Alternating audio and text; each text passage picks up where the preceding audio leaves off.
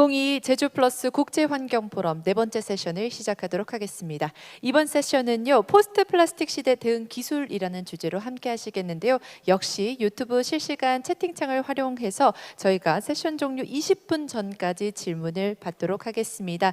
이후 질문을 취합해서 세션 말미에 Q&A 세션 때 이 질문들 다룰 예정이니까요. 많은 관심 부탁드리겠습니다. 그럼 네 번째 세션의 좌장이신 상병인 한양대학교 교수님께 마이크를 넘겨드리겠습니다. 부탁드립니다. 네, 반갑습니다. 저희 세션 이름이 포스트 플라스틱 대응 기술이라서 그런지 몰라도 앞에서 20분 조금 넘게 이게 저희한테 짐을 넘겨주셨습니다. 저희가 잘 감당해서 여러분의 점심시간을 지켜드리도록 하겠습니다. 저희가 첫 번째 발표하실 분을 모시겠습니다. 김영신 서울과학기술대학교 박사님을 모시고 폐플라스틱 관리 및 제도 현황에 대한 발표를 듣겠습니다. 네, 박수로 맞아주십시오.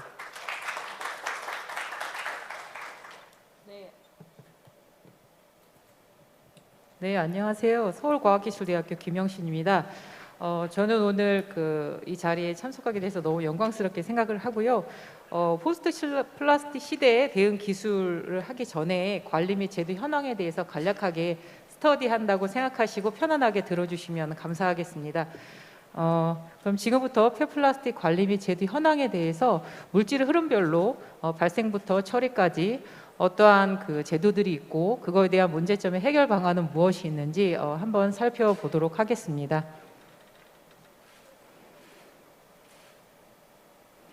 목차는 다음과 같고요.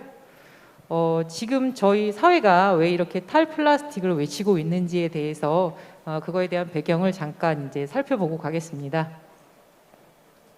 현재 국내 1인 1가구가 많이 증가되고요. 또 예상치 못한 코비드-19 사태로 인해서 택배 및 배달 문화로 많이 전환이 됐습니다. 그로 인해서 이제 일회용 쓰레기 또 재활용 불가능한 쓰레기 등이 많이 증가가 됐고요. 그로 인해서 이제 방치 불법 투기 폐기물 또한 증가가 되었습니다. 이렇게 증가한 폐기물들은 재활용 용도 및 방법에 따라서 다양하게 재활용되어야 하는데 에너지와 재활용 같은 경우 시설 용량보다 처리 양이 더 많아지는 바람에 폐기물 처분 부담금도 증가하게 되고 또 물질 재활용의 경우 중국 폐기물 수입 금지로 인해서 오히려 폐기물이 다시 역회수되는 수출도 되지 못하고 그래서 결국에는 방치되는 폐기물이 점점 증가하게 되는 것이죠. 이런 폐기물들이 증가가 계속되면 어떻게 될까요? 지금 저희 이 모식도를 보시면 이거 같은 경우 이제 발생부터 처리까지의 이제 문제점들을 좀 나열해 본 건데요. 폐기물들이 이제 생활에서 나오는 순간부터 보시게 되면 공동주택의 경우 이제 민간이 수집해서 재활용하기 때문에 책임 수거가 어렵습니다. 또한 생활 가정에서 나오는 분리배출을 할 때 배달 음식으로 인해서 만약 음식물이 오염되거나 그런 것들이 이제 결국에는 산별장에 가서는 또다시 분리배출해야 되기 때문에 이제 잔재물들이 많이 발생을 하게 되고요. 잔재물이 또 많이 발생하게 되면은 재활용 최종 단계 가서는 결국엔 또 매립이 돼야 되기 때문에 매립장에서는 이제 처분량이 증가하게 되고 또 결국엔 또 이것이 계속 순환이 되다 보면은 결국에는 이제 처리해야 된 폐기물들이 처리되지 못하고 계속 쌓여가고 결국에 이게 이제 수거 대란까지 오게 된 것이죠. 이렇게 증가한 폐기물들이 계속 지속된다면 어떻게 될까요? 2017년에 발표된 논문에 따르면 현재 페이스로 계속 진행이 된다고 한다면은 2050년까지 약 120억 톤 이상의 플라스틱이 매립되고 또 자연계에 투기된다고 발표했습니다.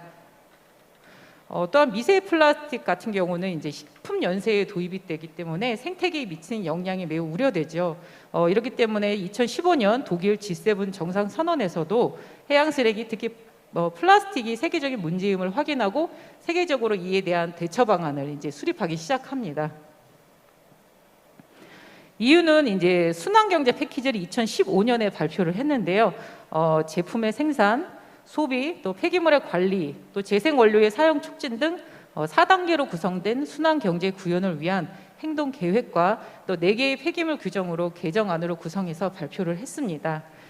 이에 이어서 또 순환형 경제 패키지 행동 계획 중에는 그 플라스틱 분야에 콕 집어서 정책 순환 경제의 전환을 위한 플라스틱의 보다 지속 가능하고 안전한 소비, 또 생산 방법의 자원을 목적으로 플라스틱 전략을 수립하게 되는데요.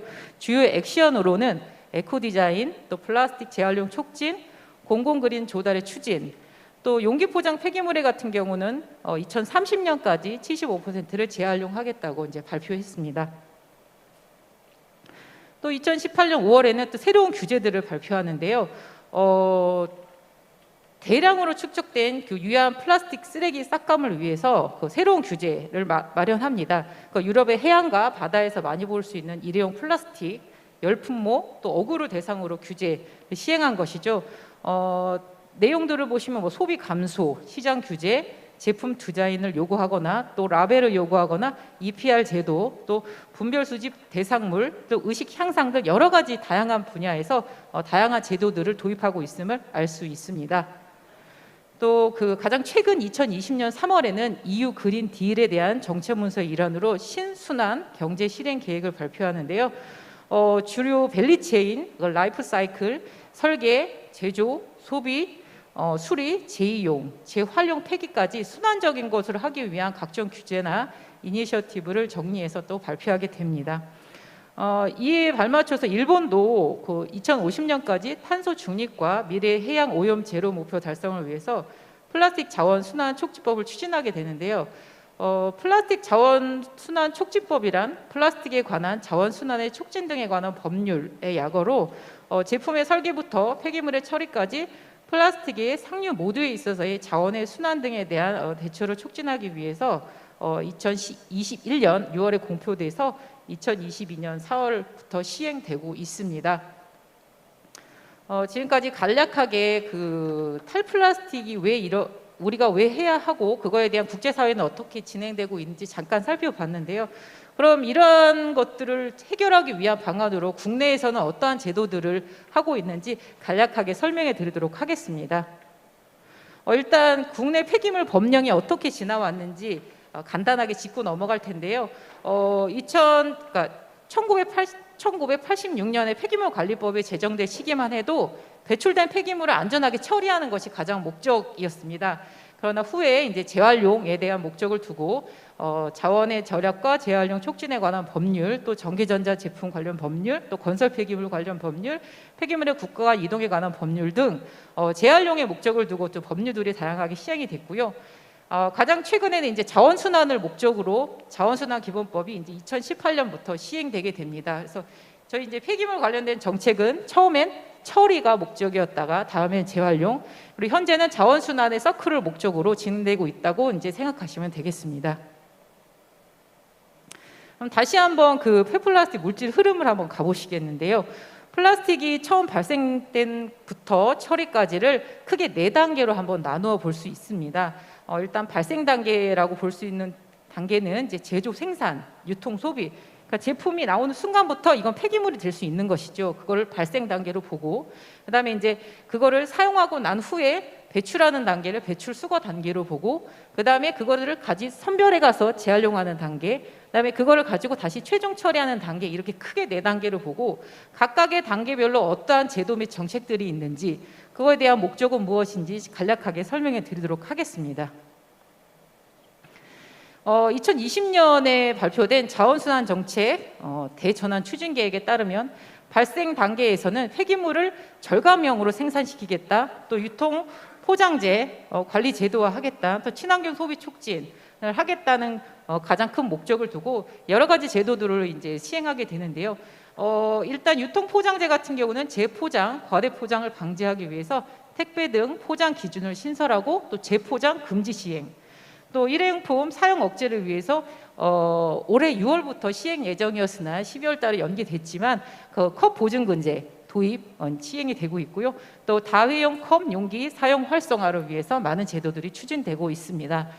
또한 이제 배출 수거 분리 배출되는 단계에서는 앞서 말씀드린 그러니까 민간이 집 운반을 하기 때문에 책임 소재가 없다. 그런 것들에 대한 문제점 해결을 위해서 공공이 책임지는 안정적인 수거 체계를 마련하겠다라고 이제 정부에서는 얘기를 하고 있고요. 그다음에 작년부터 이제 공동주택을 대상으로 해서 투명 페트병이 별도 배출되고 있습니다.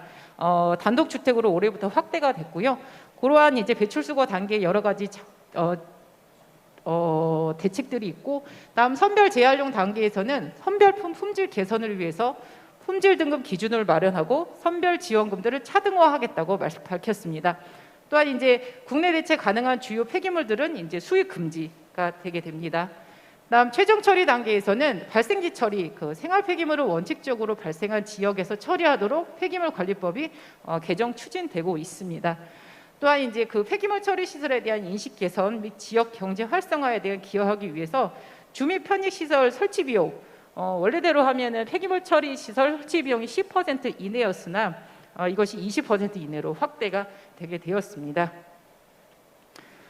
이거는 가장 최근에 발표된 탄소 중립을 위한 한국형 K 순환 경제 이행 계획입니다. 2021년 12월에 발효가 됐고요. 앞서 말씀드린 단계별로의 그 대책들과 함께 원료, 제품, 유통, 폐기 단계에 이르기까지 다양하게 또 대책들이 수립이 되고 있습니다. 자세한 거 제가 업로드를 해놓았으니 참고해 주시기 바랍니다.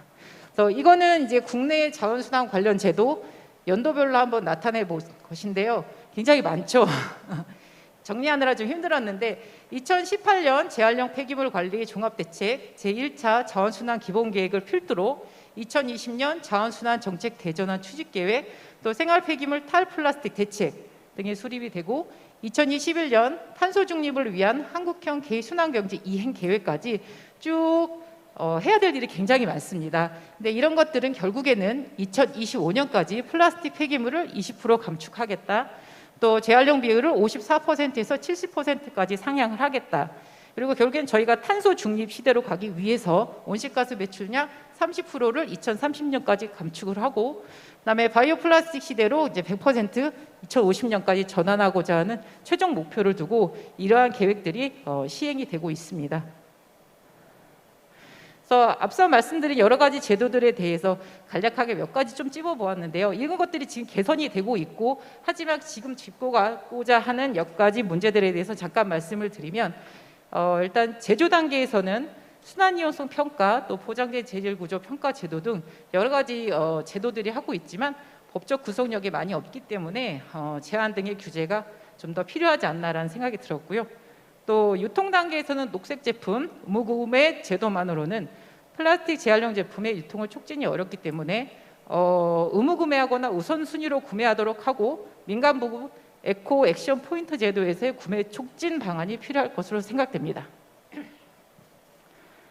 그리고 배출 단계에서는 종량제 봉투 내 재활용 가능 자원이 혼입되거나 재활용 가능 자원 내 종량제 대상 폐기물이 혼입되고 있기 때문에 올바른 분리배출 이행자를 위한 인센티브 방안 마련 또한 필요할 것으로 생각했습니다. 그리고 마지막으로 그 재활용 산업 단계에서는 재활용 산업의 영세성, 또 사업 구조의 단조로움으로 인해서 시장 선도 능력이 좀 제한되어 있죠. 그래서 재활용 산업의 질을 높일 수 있도록 재활용 업체 고도화 및 대기업 진출이 필요할 것으로 보았습니다.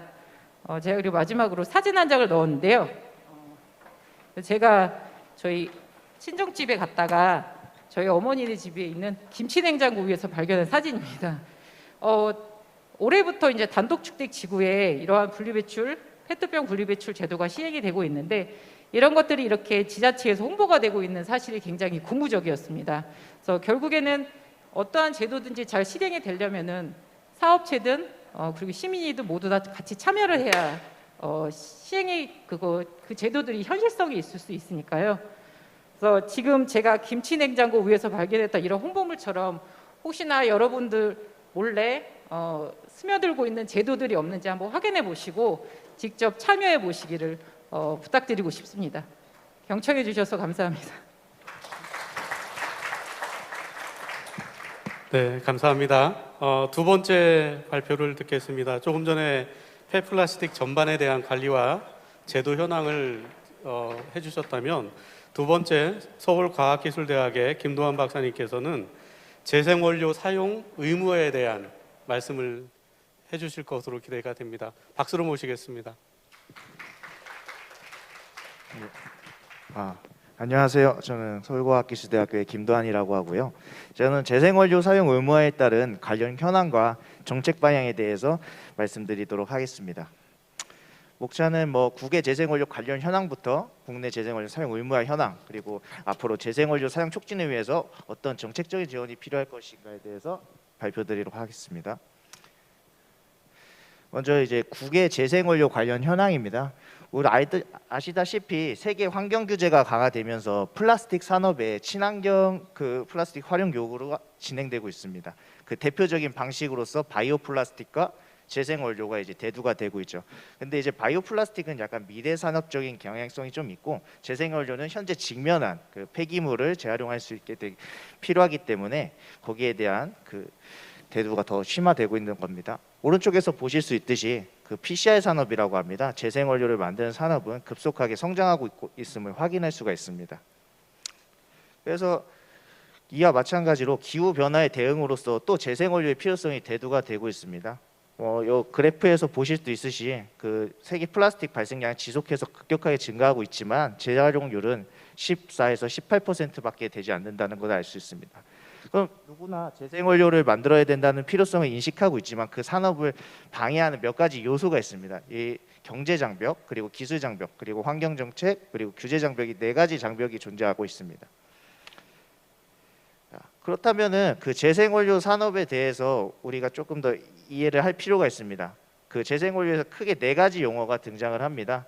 크게는 PCM, PCR이라고 불리고요. 그리고 PCM에서는 프리 컨슈머 매터리얼과 포스트 컨슈머 매터리얼로 구분이 됩니다.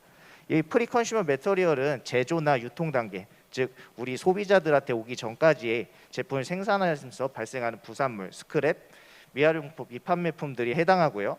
그리고 우리 소비자들한테 간 다음에 발생하는 물질, 포스트 컨슈머 매터리얼, PCM 됩니다. 이 PCM을 가지고 재활용하는 것을 우리가 일반적으로 포스트 컨슈머 리사이클드, PCR 산업이라고 지칭하고 있습니다. 그러면 국외에서 이 PCR 산업, 즉 재생원료 산업에 대해서 어떻게 동향을 하고 있느냐라고 봤을 때 이 부분은 많이 알려져 있습니다. EU 같은 경우도 1000만 톤의 플라스틱을 재생원료로 사용 목표로 제시를 하고 있고요. 그리고 페트병, 지금은 페트병이지만 향후에는 모든 플라스틱 용기를 대상으로 30% 재생원료 사용을 의무화하려고 하고 있습니다. 그리고 이런 규정이 잘 지켜지지 않을 수 있기 때문에 재생원료를 사용하지 않는 플라스틱에 대해서는 키로당 0.8유로를 부과할 계획을 세우고 있습니다. 독일 같은 경우도 지금 포장재에 대해서는 재생원료 사용을 의무화하고 있고 점진적으로 30%까지 가고 있습니다. 영국도 마찬가지 개념입니다. 그래서 이 세 개의 주체에 대해서 요약을 해보면 생산 과정에서 재생원료의 직접적인 사용 의무를 부과를 하는 겁니다. 그래서 폐기물 발생의 생산 단계에서부터 원칙적으로 저감을 시키는 한편 재생원료의 수요처를 확대하려고 하고 있습니다. 그리고 이제 북미와 관련된 현황입니다. 미국 캘리포니아에서는 30년까지 50% 이상의 재생원료 사용을 의무화하고 있습니다. 그리고 미국 같은 경우는 또 석유화학 업계에서 자발적으로 우리가 재생원료를 사용하겠다 이런 선언한 바도 있고요. 그리고 캐나다 같은 경우는 이제 미국과 마찬가지로 50%까지 재생원료를 사용하고자 하고 있습니다. 그래서 좀 시사점을 보자면 미국과 캐나다는 이 EU보다는 좀 더 강화된 재생원료 사용률을 정하고 있습니다. 그래서 이 여태까지 지켜본 국가들에 대해서 좀 시사점을 도출해 보면 전 세계적으로 재생원료 사용을 의무화를 하는 법안이 이제 입안되거나 시행 중에 있습니다. 그리고 PCR 비율은 점진적으로 증가하고 있고요. 그리고 우리 일반 소비자들도 제품의 친환경성이 이제 구매 의사를 결정하게 되는 중요한 요소로 작용하고 있다는 것을 알 수 있고요. 그리고 국제적인 플라스틱 협약이 이제 시행이 되면서 수출 규제는 더욱 강화될 것으로 사료됩니다. 그리고 아울러 포장재뿐만 아니라 다양한 제품에도 재생원료를 사용하기 확대될 것으로 기대가 됩니다. 이런 상황을 좀 요약하자면 우리나라도 이제 PCR 산업을 육성할 수 있는 기술적, 제도적 인프라가 좀 필요함을 알 수가 있습니다. 우리나라에서 재생원료의 사용 의무화 현황에 대해서 이제 말씀을 드리겠습니다. 우리나라 재생원료라고 하면은 자원 재활용법에서 규정하고 있습니다. 재활용 가능 자원을 제품의 제조에 사용하기 위한 원료로 말한 것을 말한다라고 이렇게 정의가 돼 있지만 그 정의와 종류가 아직까지는 모호한 편입니다. 그리고 최근에 그 이슈가 되고 있는 열분해유 같은 경우는 이 열분해유 자체를 이제 재활용 유형으로는 이제 인정을 해주지만 이 자체를 원료로 볼 것이냐, 이것을 정제해서 만든 원료를 재생 원료로 볼 것이냐, 여기에 대해서는 좀 논란이 있는 편이죠.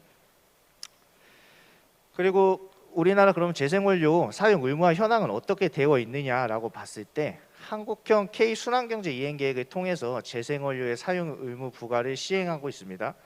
그래서 2023년부터 부과하기 시작하고 30년까지는 30%를 쓰게끔 할 예정이고요. 근데 여기서 중요한 점은 재생원료를 의무화하는 주체가 이게 석유화 정제 사업에 같은 이제 물질 자체를 제조하는 업종에 부과를 한다는 겁니다. 유럽이나 미국 같은 경우에서는 플라스틱 제품을 생산하는데 재생원료 사용을 의무화하는 반면에 우리나라는 물질에 부과하는 점이 좀 다른 점이라고 아시면 될 것 같습니다. 거기다가 지금은 도입 단계이기 때문에 페트에 하고 있지만 앞으로 뭐 P나 PP 비중이 한 60%를 차지하는 것을 보면은 아직 갈 길이 멀 걸 알 수 있고요. 그리고 이것은 아까 말씀드렸던 물질 자체의 재생 의무를 지정한다는 지침입니다. 여기서 확인할 수 있듯이 플라스틱 물질 제조업이라고 업종을 정확히 하고 있는 것을 볼 수가 있고요. 이 지침의 문제점이 크게 세 가지가 있습니다. 하나는 이제 의무량, 즉 의무 사용하라고 했지만 이것을 준수하지 않는다고 했을 때 구체적으로 주는 네거티브가 없다라는 거고요. 그리고 그 물질을 원료로 제조하는 사람들한테만 부과를 한다는 점, 그리고 아직까지 페트 물질에만 적용하고 있다는 점이 한계성입니다. 그러면은 재생 원료의 의무화보다는 사용을 촉진하고 있는 제도들도 있습니다. 여기 폐기물 부담금과 생산자 책임 재활용 제도가 있습니다. 그래서 폐기물 부담금이나 생산 책임자 제도 모두 법적으로 강제로 써라 이런 건 아닙니다. 쓰면은 인센티브를 주겠다 이런 느낌이기 때문에 우리나라의 의무화 제도는 굉장히 좀 시장 논리에 좀 미약한 측면이 좀 있다는 겁니다. 그리고 품질 기준에 대해서도 우리가 고민을 많이 해왔습니다. 그래서 오른쪽에 보시면 우리 국가 표준으로서 뭐 P나 뭐 PP에 대해서는 뭐 이렇게 재생원료 품질 기준을 마련해 놨습니다. 그렇지만 아직 활성화된 측면은 아니고요. 재생원료 품질 기준이라고 해가지고 최근에 식품용기로 뭐 페트를 사용한다고 해가지고 만들어낸 기준이 있긴 합니다. 그래서 이렇게 고시를 해놓고 있습니다. 그리고 재생원료 사용 촉진을 위해서 그 사용 제품 재생원료 사용률을 표시하는 인증 제도를 시행할 예정입니다. 국제에서도 GRS나 SCS 인증 등을 통해 가지고 재생원료가 사용된 제품이 유통이 원활히 될 수 있도록 추진하고 있습니다. 근데 우리나라는 아직 추진 중에 있는 걸로 알고 있습니다. 그리고 이제 녹색 제품 제도라고 있습니다. 그래서 예전부터 시행해 오던 건데 이거는 재활용 제품이나 이런 탄소 절감 제품들을 공공기관이 의무적으로 구매하도록 하는 제도입니다. 그래가지고 보시면은 21년도 이렇게 연차마다 지침이 나오고 그 구매액은 지속해서 증가하고 있는 걸 확인할 수가 있습니다. 그렇지만 이런 녹색 제품도 한계성을 갖고 있습니다. 우측에서 그래프에서 확인할 수 있다시피 정보가 부족하거나 관심이 부족하다, 품질의 신뢰성이 좀 떨어진다 이런 부분들이 있다는 거죠. 그래서 크게 5가지에 대해서 제가 이제 제언을 드릴 겁니다. 먼저 우리가 재생원료를 많이 쓰고 싶으면은 통계가 좀 있어야 됩니다. 재생원료에 대한 통계가 없습니다. 그리고 재활용 제품의 사용 촉진이 미흡합니다. 아까도 말씀드렸다시피 녹색 제품 안에는 탄소 절감 제품도 있고 친환경 인증 제품도 있기 때문에 재활용 제품만 사용하게 할 수 있는 뭔가 특별한 제도가 좀 필요합니다. 그리고 재생원료 의무 사용 및 촉진 제도가 좀 실효성이 좀 부족합니다. 아까도 말씀드렸다시피 물질 자체에 대한 규제를 하고 있고 제품을 만들 때 사용하라는 이런 의무적인 규제는 없기 때문에 실효성이 좀 부족하다는 거고요. 그리고 이제 열분해 정책이 이제 급진적으로 좀 시행이 되고 있습니다. 근데 우리가 좀 이 열분해에 대해서 다시 한번 생각해 볼 수 있는 장을 좀 마련을 했고요. 그리고 이해관계를 고려하지 못한 관리, 어떻게 보면은 기업과 이런 부분들에 계속 그런 책임만 강조하고 있고 그 주체가 되는 소비자라든지 지자체라든지 이런 부분의 책임성을 이해관계를 좀 고려해서 새로운 관리체가 좀 필요할 거로 보입니다. 그래서 먼저 이제 통계를 좀 만들어야 된다는 겁니다. 제가 지금 플라스틱 관련해 가지고 재생원료 통계를 한번 만들어 보려고 했습니다. 그래서 한국석유화협회에서 물질별로 이렇게 생산되고 국내 수유량을 잡을 수가 있습니다. 그리고 통계청 산업청원과에서 이렇게 물질별로 잡을 수가 있죠. 근데 이 이후에 재생원료가 얼마나 생산되는지는 잡을 수가 없습니다. 그래서 이런 부분들은 향후 통계를 빨리 구축해 가지고 재생원료 관리에 의한 기반을 마련할 필요가 있습니다. 그리고 재활용 제품에 대해서도 사용될 수 있게끔 녹색 제품 인증 제도나 뭐 이런 데에 좀 추가할 필요가 있습니다. 그래서 재활용 제품이 그 녹색 제품에서 공공의 수요가 좀 열릴 수 있게끔 열어주는 방향도 필요하고요. 그리고 이제 아까도 말씀드렸던 것처럼 실질적인 게 부족하다고 했습니다. 그래서 지정사업자 제도도 기존에 불이익이 없으니 그 기업의 적극적인 노력 유도가 어렵다. 그래서 미준수 시 그 비율에 따른 부과금을 부과하도록 해야 되고, 그리고 폐기물 부담금이나 생산자 책임 재활용 제조도 재생원료 사용에 따라서 그 경제적 인센티브를 차등화하자는 겁니다. 뭐 폐기물 부담금 같은 경우는 기존에 이제 우리가 재생원료를 안 쓰게 되면은 그 가격을 그대로 제품 가격에 올립니다. 그럼 소비자들은 그게 뭔지도 모르고 그 가격에 사는 건데, 그 가격 라벨을 구분한다면, 제품 부담과 폐기물 부담금을 구분한다면 소비자에게 좀 친환경 녹색 소비를 유도할 수 있지 않을까 싶습니다. 그리고 생산자 책임 재활용 제도는 기존에 우리가 출고량에 따라서 그 제품 판매량에 따라서 그 생산자에게 돈을 부과를 합니다. 근데 그 비율에 이제 재활용을 얼마만큼 해라는 의무량이 고려가 되는데, 그거와 관계없이 전체 출고한 수입량에 따라서 산정하자는 얘기고요.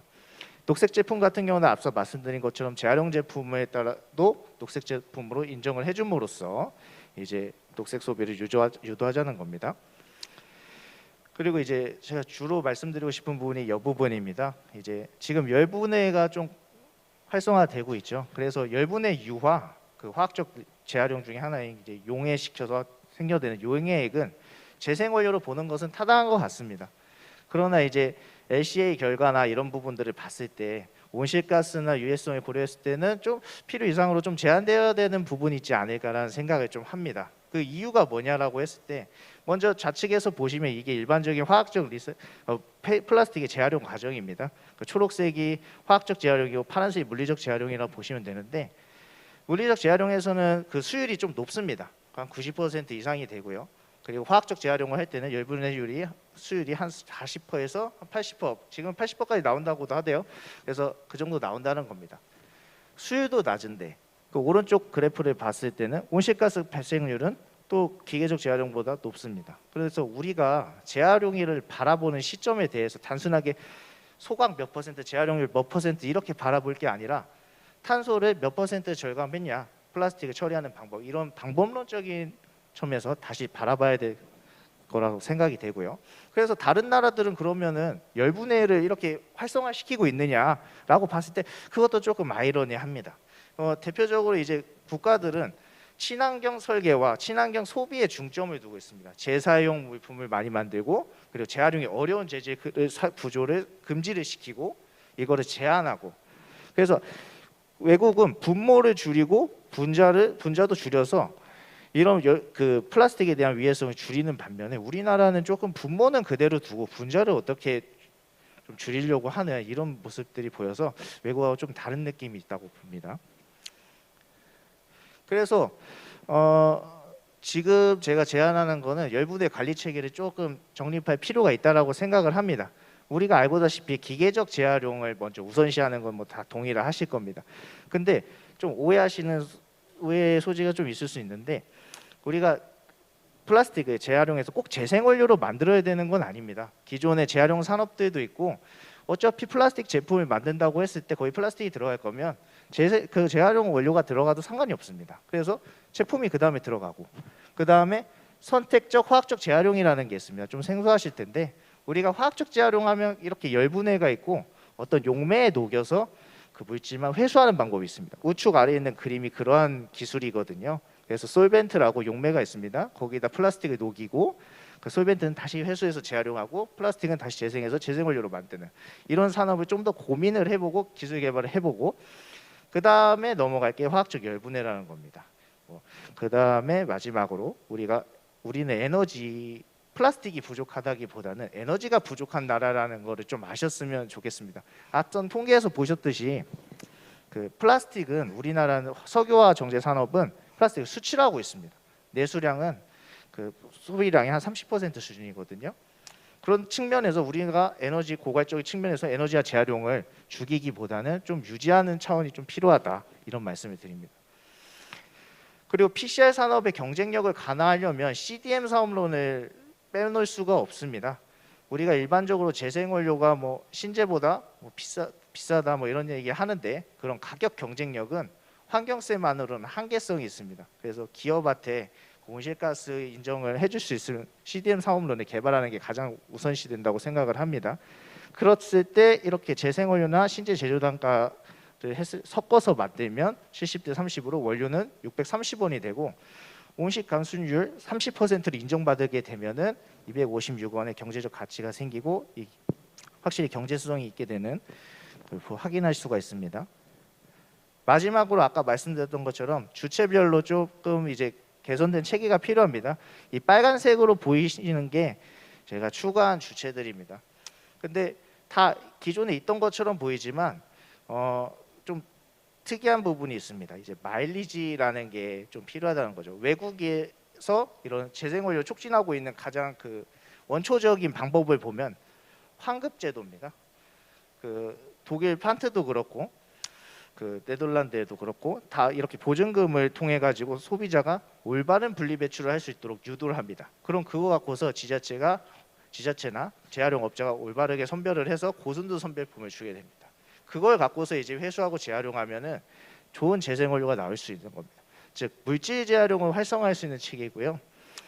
이걸 통해서 이제 회수 재활용 업자는 지정 사업자, 의무 생산자 그리고 플라스틱 제품 제조업자한테 고품질 재생원료를 공급하게 됩니다.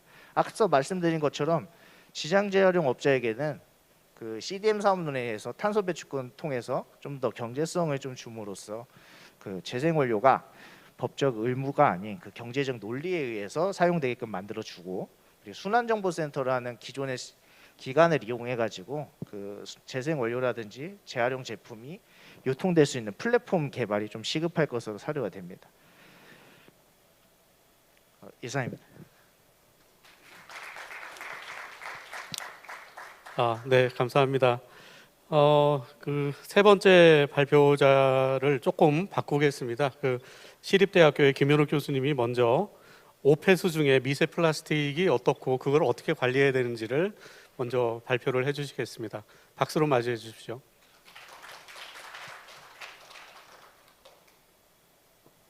예, 안녕하십니까. 서울 시립대 김현욱입니다. 오늘 제가 말씀드리고 싶은 것은 이제 하수에 이제 있는 그러니까 미세 플라스틱들을 어떻게 관리해야 되는가인데 관리에 있어서는 분석이 먼저 들어가야 되는데 현재는 이제 현황 파악이 중요하고요. 현황 파악이 돼야지 이제 규제라든가 이런 부분들이 들어갈 텐데 그 분석 방법들이 과연 이제 우리 하수 처리장 쪽에서 혹은 폐수 처리장 쪽에서 감내할 수 있는 수준인지 같이 고민을 해보고자 조금 슬라이드를 준비를 했습니다. 뭐 잘 아시다시피 뭐 마이크로 플라스틱 현재 보면은 뭐 보고에 따르면 서브 마이크로 그러니까 1마이크로보다 적은 사이즈들도 지금 보인다라고 발견이 되고 있다라고 얘기들 하고 있고요. 그다음에 사이즈가 적어지면 적어질수록 그만큼 더 많은 개수가 보이는 거고 그만큼 더 그 리스크가 위해성이 커질 수 있다라는 개연성이 있습니다. 다양한 소스에서 마이크로 플라스틱들이 유입되고 그다음에 저희가 거기에 노출이 되고 있습니다. 뭐 자연 환경에 노출된 유출된 플라스틱은 시간이 지나면 어떻게든 매스가 조금씩 없어지긴 하죠. 중량은. 하지만 사이즈가 더 작아지고 그 다음에 또 개수가 더 많이 늘어납니다. 그러니까 환경 중에 플라스틱이 더 오래 있으면 오래 있을수록 자연계에 대한 영향이 더 네거티브한 영향이 커질 수 있다고 말씀드릴 수 있습니다. 뭐 과거에 해양 쪽에서 아무래도 이제 분석의 그 한계 때문에 표면에서 얼마 이렇게 되어 있는데 과연 저거는 사실은 사이언티픽하지는 않습니다. 표면에 몇 개라는 농도 자체가 저렇게 표현될 수는 없기 때문에 약간 이제 저 부분에 있어서 약간 이제 갈등도 있는 부분이고요. 화학 쪽 저희랑 공학 쪽에서는 어떻게 보면 이제 볼륨 대 매스 이런 형태로 볼륨 대 개수 이런 식으로 가게 되는데 보시면 최근에 있는 연구들을 보게 되면 환경부가 주관적으로 해서 하게 되면 이제 우리 물 속에서도 뭐 수돗물에 리터당 0.05개, 그러니까 100리터당 1개씩 발견됐다. 이제 여기서의 맹점은 뭐냐면 사이즈의 문제입니다. 과거에 저렇게 리포트가 될 때는 사이즈가 되게 큰 사이즈, 한 100 마이크론 정도 되는 사이즈를 얘기를 할 때고, 그럼 더 작은 사이즈로 갔었을 때는 어떻게 되느냐?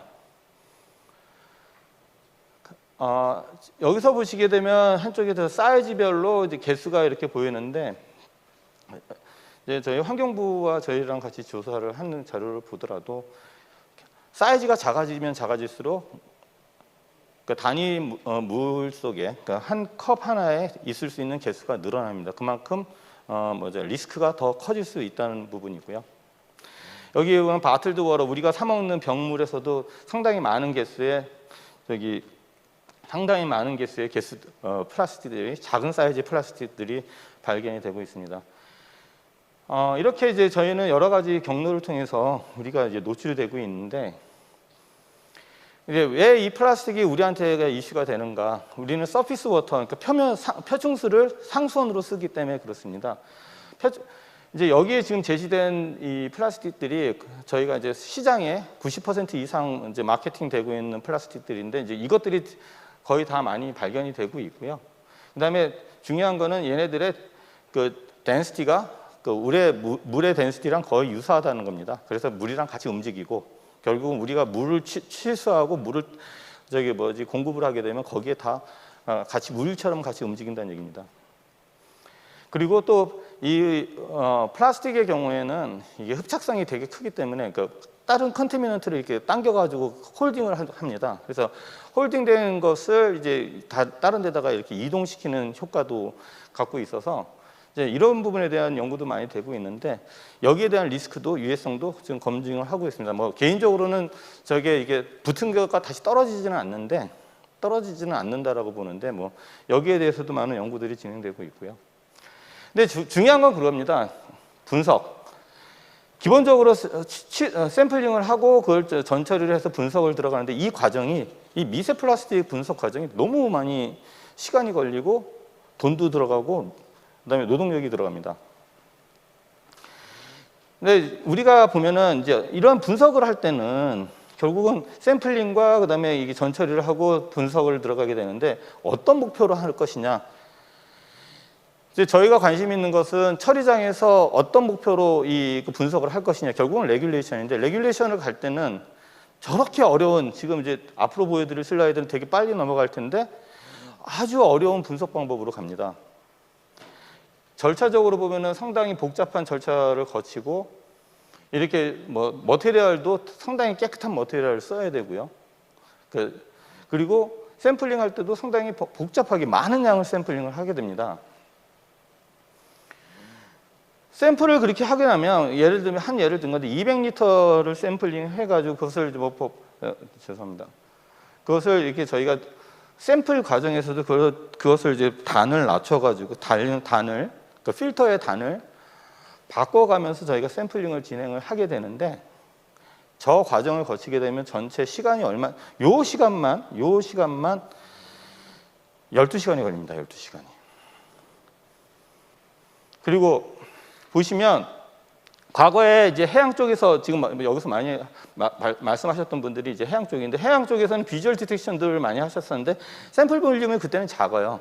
근데 우리는 오히려 위해성 측면에서 보게 되면 5mm 몇 mm짜리 이거는 먹으면 다시 나오기 때문에 별 위해성이 없다고 보는데, 위해성이 있다라고 보는 것들은 마이크로 레벨이거든요. 그거보다 1000분의 1 더 작은 사이즈로 가게 되면 그만큼 실효량이 엄청나게 많아져야 됩니다. 그렇기 때문에 하수 처리장에서 저걸 가지고 할 수 있느냐? 못합니다. 레귤레이션이고 자시고 간에 레귤러하게 퍼포먼스 평가를 할 수가, 성능 평가를 할 수가 없습니다.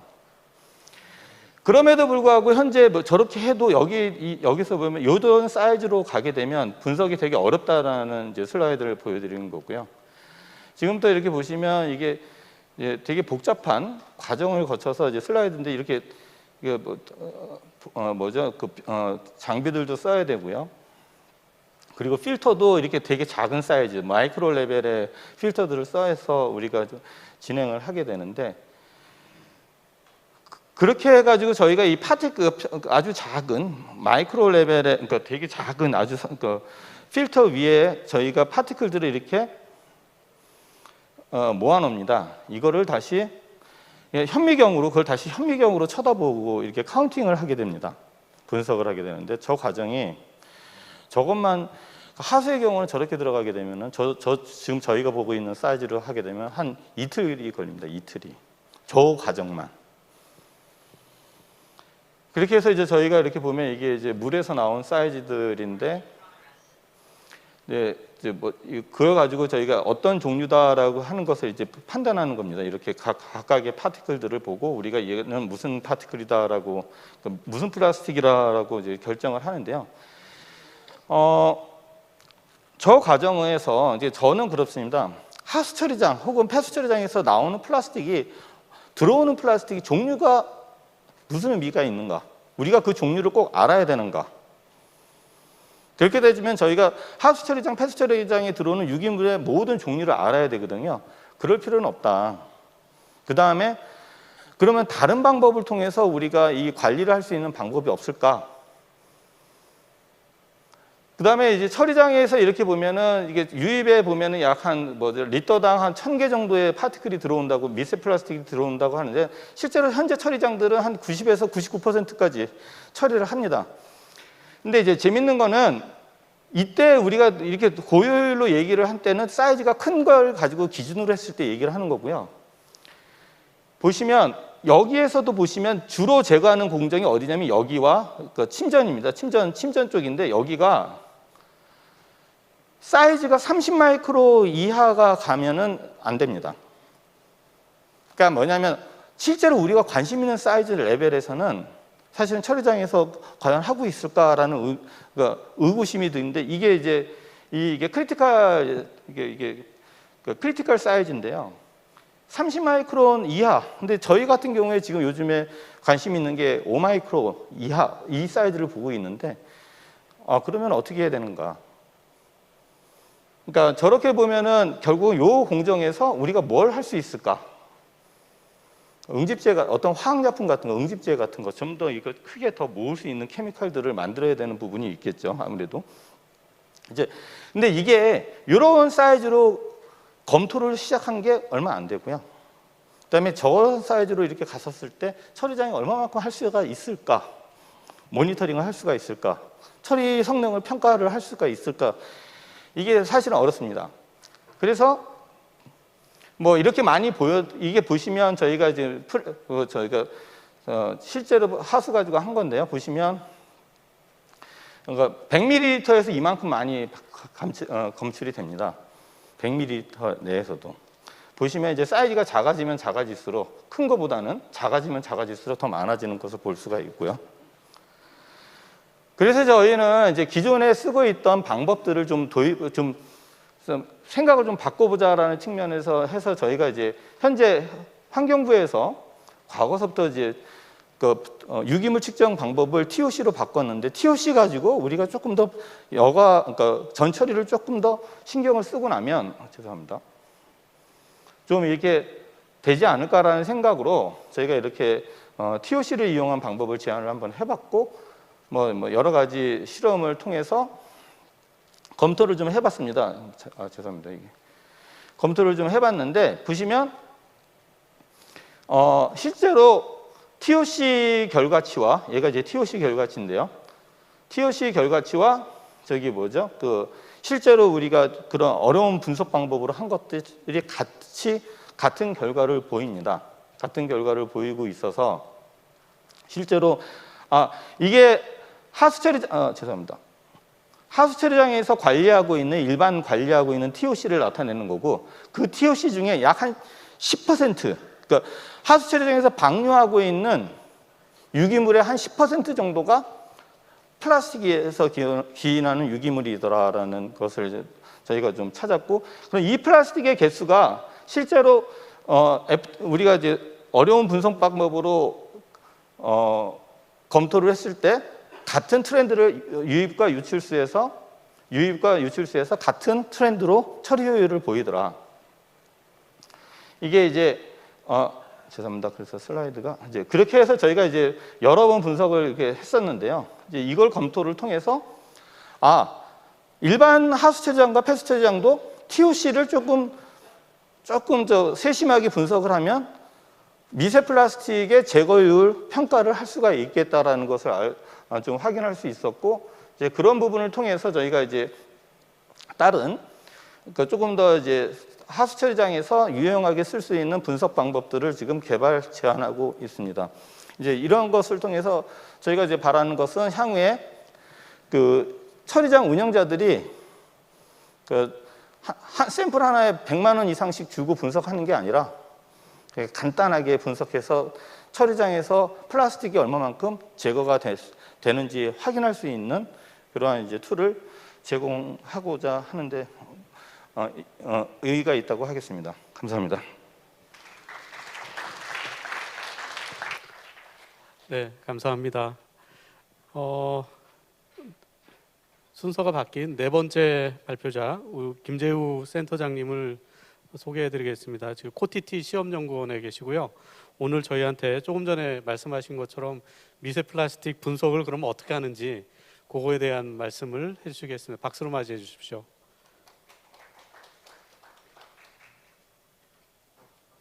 네, 반갑습니다. 그 소개를 받은 코티티 시험연구원의 김재우라고 합니다. 저는 이제 그 앞서 말씀하신 이제 그 서울시립대 김현욱 교수님께서 간략하게 넘어간 사안들에 대해서 조금 디테일하게 말씀을 드리고요. 그다음에 기존의 경험을 바탕으로 향후에 이제 미세 플라스틱 분석은 어떻게 진행돼야 되는지에 대해서 간략하게 제 의견을 말씀드리겠습니다. 첫 번째 이제 가장 조금 이제 그 유사한 예를 들어보면요, 저희가 이제 60년대, 70년대에 보시면 이제 랩에서 어떤 수용액에 대한 pH를 측정할 때 한 반나절 정도가 걸렸습니다. 왜냐하면은 적절한 시약도 만들고 적정 장치도 만들어서 적정을 통해서 pH 값을 얻어내는데 한 반나절 정도 소요가 됐는데요. 최근에는 보시면 이제 전극 센서를 통해서 바로 한 1분 정도도 좀 기다리기 좀 지겨울 정도로 1분 정도면 센싱이 되고요. 추가적으로 또 이제 러프한 pH를 확인하기 위해서는 인디케이트 GC 페이퍼라든지 이런 것들이 개발이 돼 있어서 용도에 따라서 pH 메타를 쓸 것이냐, 아니면 페이퍼를 쓸 것이냐, 아니면 정확한 값을 내기 위해서는 불필요하더라도 적정 값을 낼 것이냐, 이런 것들이 여러 가지로 용도로 사용이 되고 있습니다. 근데 이제 한마디로 이제 그 사전에 말씀드리면 현재 이제 미세 플라스틱은 너무나 이전에 이제 정확한 값을 내기 위해서 특정한 용도에 맞지 않게끔 굉장히 많은 시간과 노력, 기술들이 현재 투입되고 있다는 것들이고요. 이런 미세 플라스틱에 대한 측정 방법도 향후에는 용도에 맞게끔 구분해서 진행되는 것들이 바람직하겠다라는 내용들입니다. 첫 번째로는 저희가 최근에 이제 그 매스컴상에서 여러 가지 좀 그 이슈화가 됐던 그 미세 플라스틱이 현재 이제 법적인 기준이라든지 제재라든지 레귤레이션 같은 것들은 현재는 없습니다. 그렇지만 최근에 이제 매스컴을 통해서 국민들이 가장 불안해할 수 있는 중요한 아이템 중에 하나가 미세 플라스틱이고요.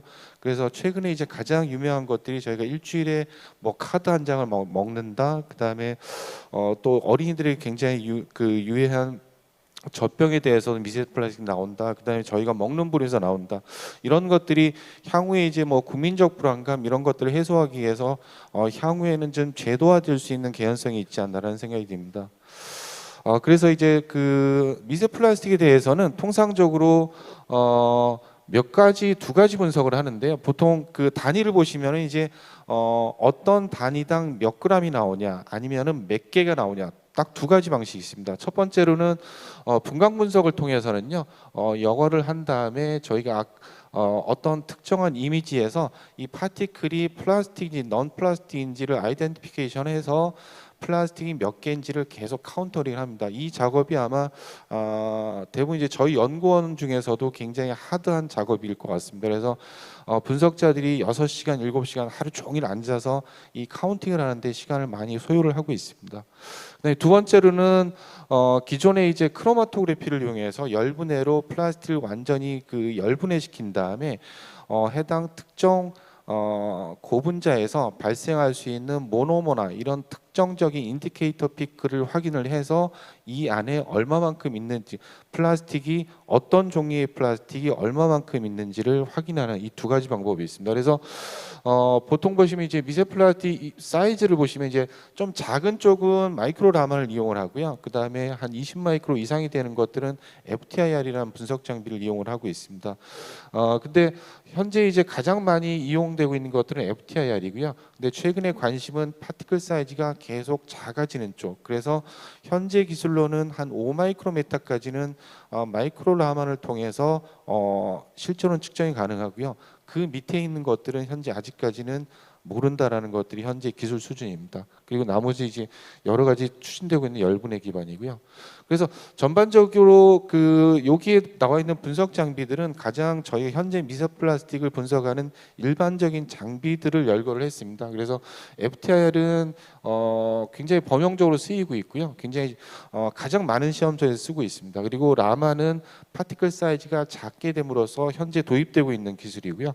그 다음에 파이올라이저 GCMS, TED GCMS, TGI IR들은 현재 많은 곳에 쓰고 있지는 않지만요. 여러 가지 시도되고 있는 것들인데 이 열분해 분석 장비는 데이터를 해석을 하는데 보통 이제 저희가 매뉴얼을 보고 시험 방법을 보고 기초 지식을 가지고 접근할 수 있는 부분이 아니고요. 꽤나 많은 전문적인 지식들을 요구를 하고 있습니다. 그리고 대신 FTIR이나 라마는 조금 좀 분석을 하기에 좀 용이한 부분들이 있습니다. 그래서 이제 전반적인 내용은 이제 시료를 채취를 하고요. 전처리를 통하는데 첫 번째 이제 플라스틱이 아닌 다른 유기물 같은 것들 아니면 다른 불순물들을 제거하는 작업을 진행을 합니다. 그래서 그런 것들 통해서 밀도 분리를 하고요. 그다음에 이제 가장 중요한 것들은 플라스틱 표면을 둘러싸고 있는 유기물질의 오염물을 제거하는 쪽이 가장 그 핵심적인 내용들입니다. 그래서 현재 나와 있는 것들은 뭐 과수, 펜톤 여러 가지 화학 물질을 사용하고 있는데요. 이 내용들도 아직까지 정립된 것들이 없습니다. 그래서 나머지는 입자, 식별을 정성 분석하는 것들이 일반적입니다. 그래서 현재는 전반적인 시험 내용들에 대해서 분석 내용들에서 표현을 했고요. 유기물 분해, 밀도 분리, 그 다음에 여과를 통해서 최종 기기 분석을 하는 그런 것들입니다.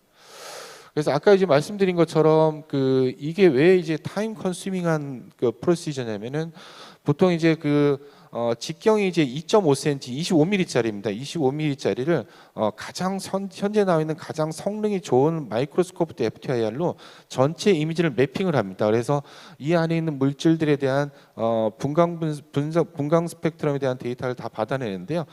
얘를 이제 데이터만 받아내는데 1시간 반이 걸립니다. 이제 기계가 혼자 일하는 것들이 1시간 반이 걸리고요. 그 다음에 이 이미지를 다 받은 다음에 해당되는 것들을 통해서 확인을 하는데 입자 식별을 하는데 굉장히 많은 시간이 걸립니다. 그리고 이 라만도 유사한 과정을 거치고 있습니다. 그래서 여기에 보시면 이제 FTIR이나 라만의 어떤 내용들, 어떤 그 이론으로 측정하는지에 대해서 간략하게 소개를 했고요.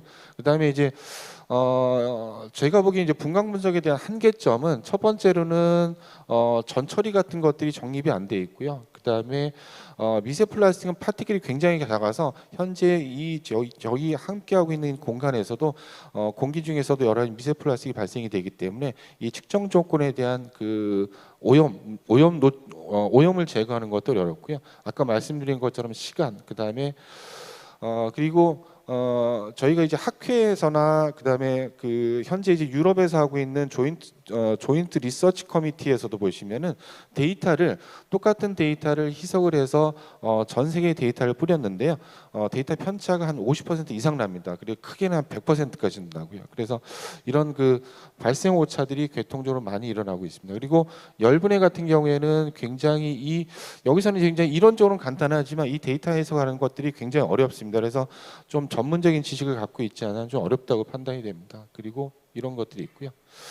그다음에 이제 그 제가 오늘 드리고자 하는 것들은 그럼 과연 이제 그 어떤 방향 쪽으로 분석을 가는 것들이 적절한 부분인지, 그래서 제 의견만 드리면요, 이 분광 분석이라는 건 저희가 먹는 물이라든지 정수라든지 깨끗한 물 같은 경우에는 이 안에 어떤 물질들이 들어있고 그다음에 이 사이즈가 어느 정도 된다는 것들을 파악하는 것들은 굉장히 중요한 의미를 갖고 있다고 생각을 합니다. 근데 저희가 합해수라든지 그다음에 저희 이후에 소개드릴 세탁을 통해서 발생되는 미세 플라스틱은 저희가 눈에 보이면은 굉장히 수북할 정도로 굉장히 많은 양이 있습니다. 그래서 저희가 데이터가 보통 이제 10개에서 20개면 한 2배 정도 차이가 난다고 하는데요. 근데 일단 과량이 들어갔을 때 200만 개하고 400만 개하고는 그냥 저희가 보기에는 그냥 많다 수준이지 이거를 2배 정도 된다 이렇게 표현하기는 좀 애매한 부분이 있습니다. 그래서 이런 분광 분석 같은 경우에는 이런 것들이 되고요. 그래서 저희가 이제 인체 유해성이나 오염 확인 등을 위한 먹는 물이나 환경 시료, 식품 이런 쪽에는 예민한 쪽에 이제 분광 분석을 통해서 카운팅을 하는 것들이고요. 그다음에 합해수라든지 섬유라든지 세탁액 중에 굉장히 과량이 존재할 때는 가장 중요한 것은 매스 밸런스를 확인하고 입자를 어떻게 제어할지에 대해서 가장 중요한 의미가 있습니다. 이런 경우에는 열분해라든지 신속하게 정량할 수 있는 이런 분석 방법이 바람직할 거라고 생각을 하고 있습니다. 아마 이 그림은 굉장히 많이 보셨을 것 같은데요. 그래서 미세 플라스틱은 어디서 가장 많이 발생이 되냐? 넘버는 섬유라고 나와 있고요.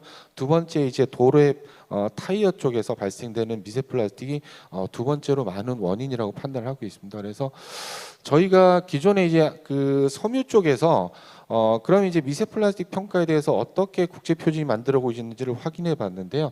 현재 나와 있는 세 가지 분석법을 보시면은 첫 번째로는 determination of file loss입니다. 미세 플라스틱이 아니고 여기서 작은 파이버 조각들이 얼만큼 나온지를 무게를 재는 방법입니다. 그 다음에 두 번째로는 기존의 이제 분광 분석이나 이런 것들 통했고요. 세 번째도 보시면은 이 안에 어떤 이물질이 떨어져 나온지를 보는 것들이 ISO입니다. 그래서 저희가 처음에 봤을 때는 현재 저희가 가장 타겟으로 가는 것들은 신세식 파이버, 합성 섬유가 어느 정도 세탁을 통해서 발생이 되는지를 떨어져 나온지를 봐야 되는데요. 이 합성 섬유라는 거는 궁극적으로 마이크로파이버로 될 수 있는 가능성이 굉장히 높기 때문에 이런 쪽에 대한 표준을 저희가 현재 제한 중에 있고요.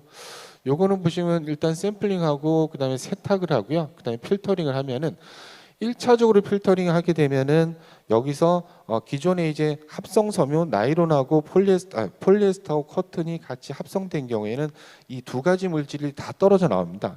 이 물질들 중에서 저희가 퓨리피케이션이라는 걸 통해서 저희가 예를 들어서 합성 섬유하고 천연 섬유 같이 혼합되어 있을 때 천연 섬유를 완전히 제거를 하고요. 제거를 하고 다시 필터링해서 TOC라는 분석 장비로 측정을 하는 원리입니다. 그래서 샘플링 같은 경우는 기존에 이제 표준을 통해서 샘플링을 하고요. 그다음에 여기 보시면 이제 여기 보시면 런더링 프로세스가 있는데 이 런더링 프로세스는 요 장치를 이용하게 되면은 옷을 한 5회 정도 세탁한 이런 그 효과가 발생이 됩니다. 그리고 저희가 미세 플라스틱의 발생량을 보면은 옷을 세척을 할 때 5회 세척까지 굉장히 많은 발생량이 되고요. 그 이후로는 굉장히 저감되는 것들을 확인할 수 있습니다. 그래서 이런 세탁 방법을 통했고요. 필터링하고 맨 마지막에 저희가 파이버에서 얼마만큼 떨어져 나온지를 저희가 필터링해서 모으는 작업을 하고요. 그 다음에 두 번째 중요한 것들은 퓨리피케이션인데요. 여기서 보시면 어떤 특정 이제 뭐 70% 염산이 황산이라든지 그 다음에 소디움 하이퍼크로라이트 같은 것들 통해서 여기에 보시면 이제 PET나 아크릴 폴리아마이드 같은 것들의 손상 없이 커튼이나 비스코스, 울, 실크 같은 것들을 충분히 제거할 수 있는 이런 방법으로 퓨리피케이션을 진행을 합니다. 그래서 저희가 첫 번째 이제 요 개념도를 설명을 드리면요, 여기 웨잉이라는 것도 이제 파일 로스가 얼만큼 된 것들, 그래서 PET하고 코팅이 같이 들어 있고, 그다음에 70% 황산을 여기다가 도입을 하게 되면은 여기서 코팅이 제거가 됩니다. 코팅이 제거가 되고 PET만 남아 있는데요. 이 PET를 그냥 중량을 재는 것들이 아니라 PET로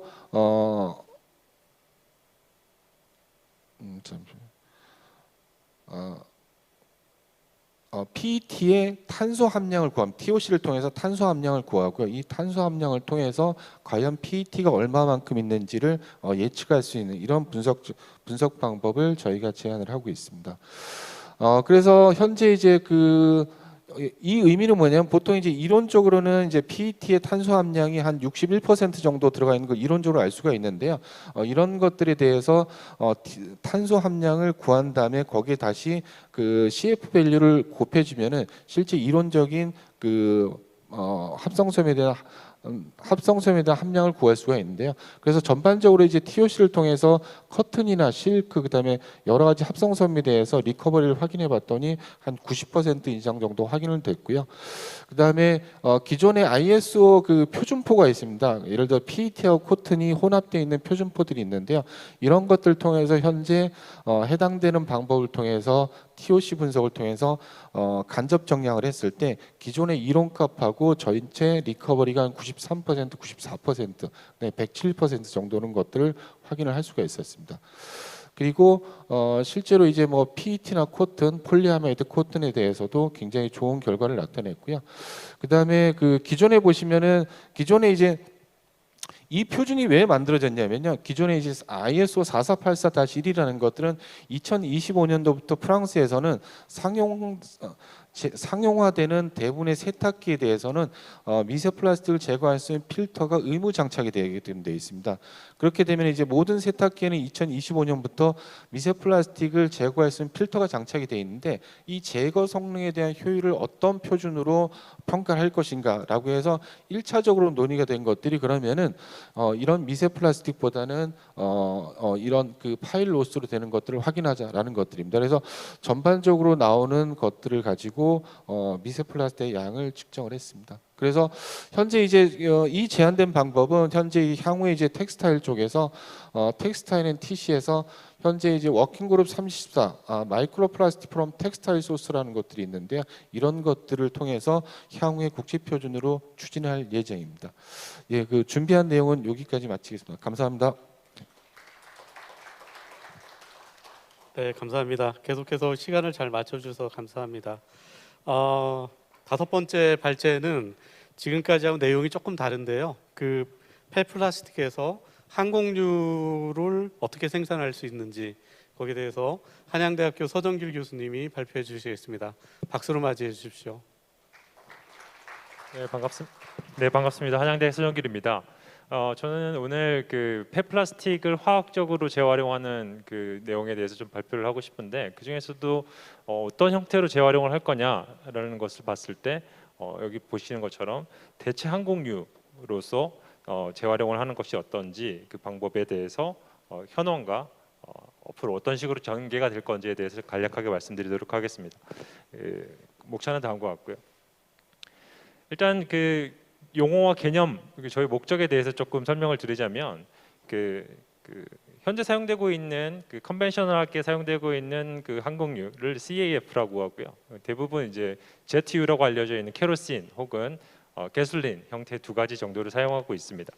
근데 어쨌든 탄소 중립 이슈와 여러 가지 환경적인 문제를 극복하기 위해서 기존의 석유계 CAF 대신에 다른 좀 더 친환경적이거나 좀 더 재생적이거나 지속 가능한 그런 형태의 연료가 필요한 것으로 알려져 있고, 그 중에 크게 봤을 때는 이제 죄송합니다. AAF라고 해서 모든 기존의 탄소 석유계 탄소보다는 훨씬 더 이제 CO2 발생량이 좀 적은 로우 카본 에미션 퓨얼로 대변이 될 수가 있겠고, 뭐 사실 뭐 여러 가지 형태가 있을 수 있습니다. 뭐 내추럴 가스를 그대로 사용할 수도 있고 수소를 이용할 수도 있고요. 네, 뭐 그런 형태보다는 지금 중간에 표시하고 있는 저희가 오늘 말씀드리고 싶은 내용은 그 기존의 엔진 구조를 그대로 유지한 상태에서 혹은 기존의 석유 원료와 간단한 블렌딩을 통해서 활용할 수 있는 그런 지속 가능한 항공유라고 말씀을 드릴 수가 있겠고, 이것들은 말씀드린 뭐 배터리 타입이나 혹은 수소, 뭐 연료전지 혹은 수소 터빈 같이 급격한 어떤 그 항공기 구조를 바꾸지 않아도 어느 정도는 그 효율도 달성할 수 있고, 그리고 동시에 친환경성도 가져갈 수 있는 그런 장점이 있습니다. 그래서 IATA 국제 항공 운송 협회 같은 경우에는 다음과 같은 아주 도전적인 목표를 설정을 하고 있는데요. 그러니까 어떤 특정한 시점까지는 항공기의 그런 효율을 높여가지고 연료 사용량을 낮추고, 그리고 뭐 한 2050년 정도까지는 결과적으로 2005년 정도 대비해서 50% 정도까지의 그런 탄소 배출을 줄이는 그런 목표치를 세우고 있습니다.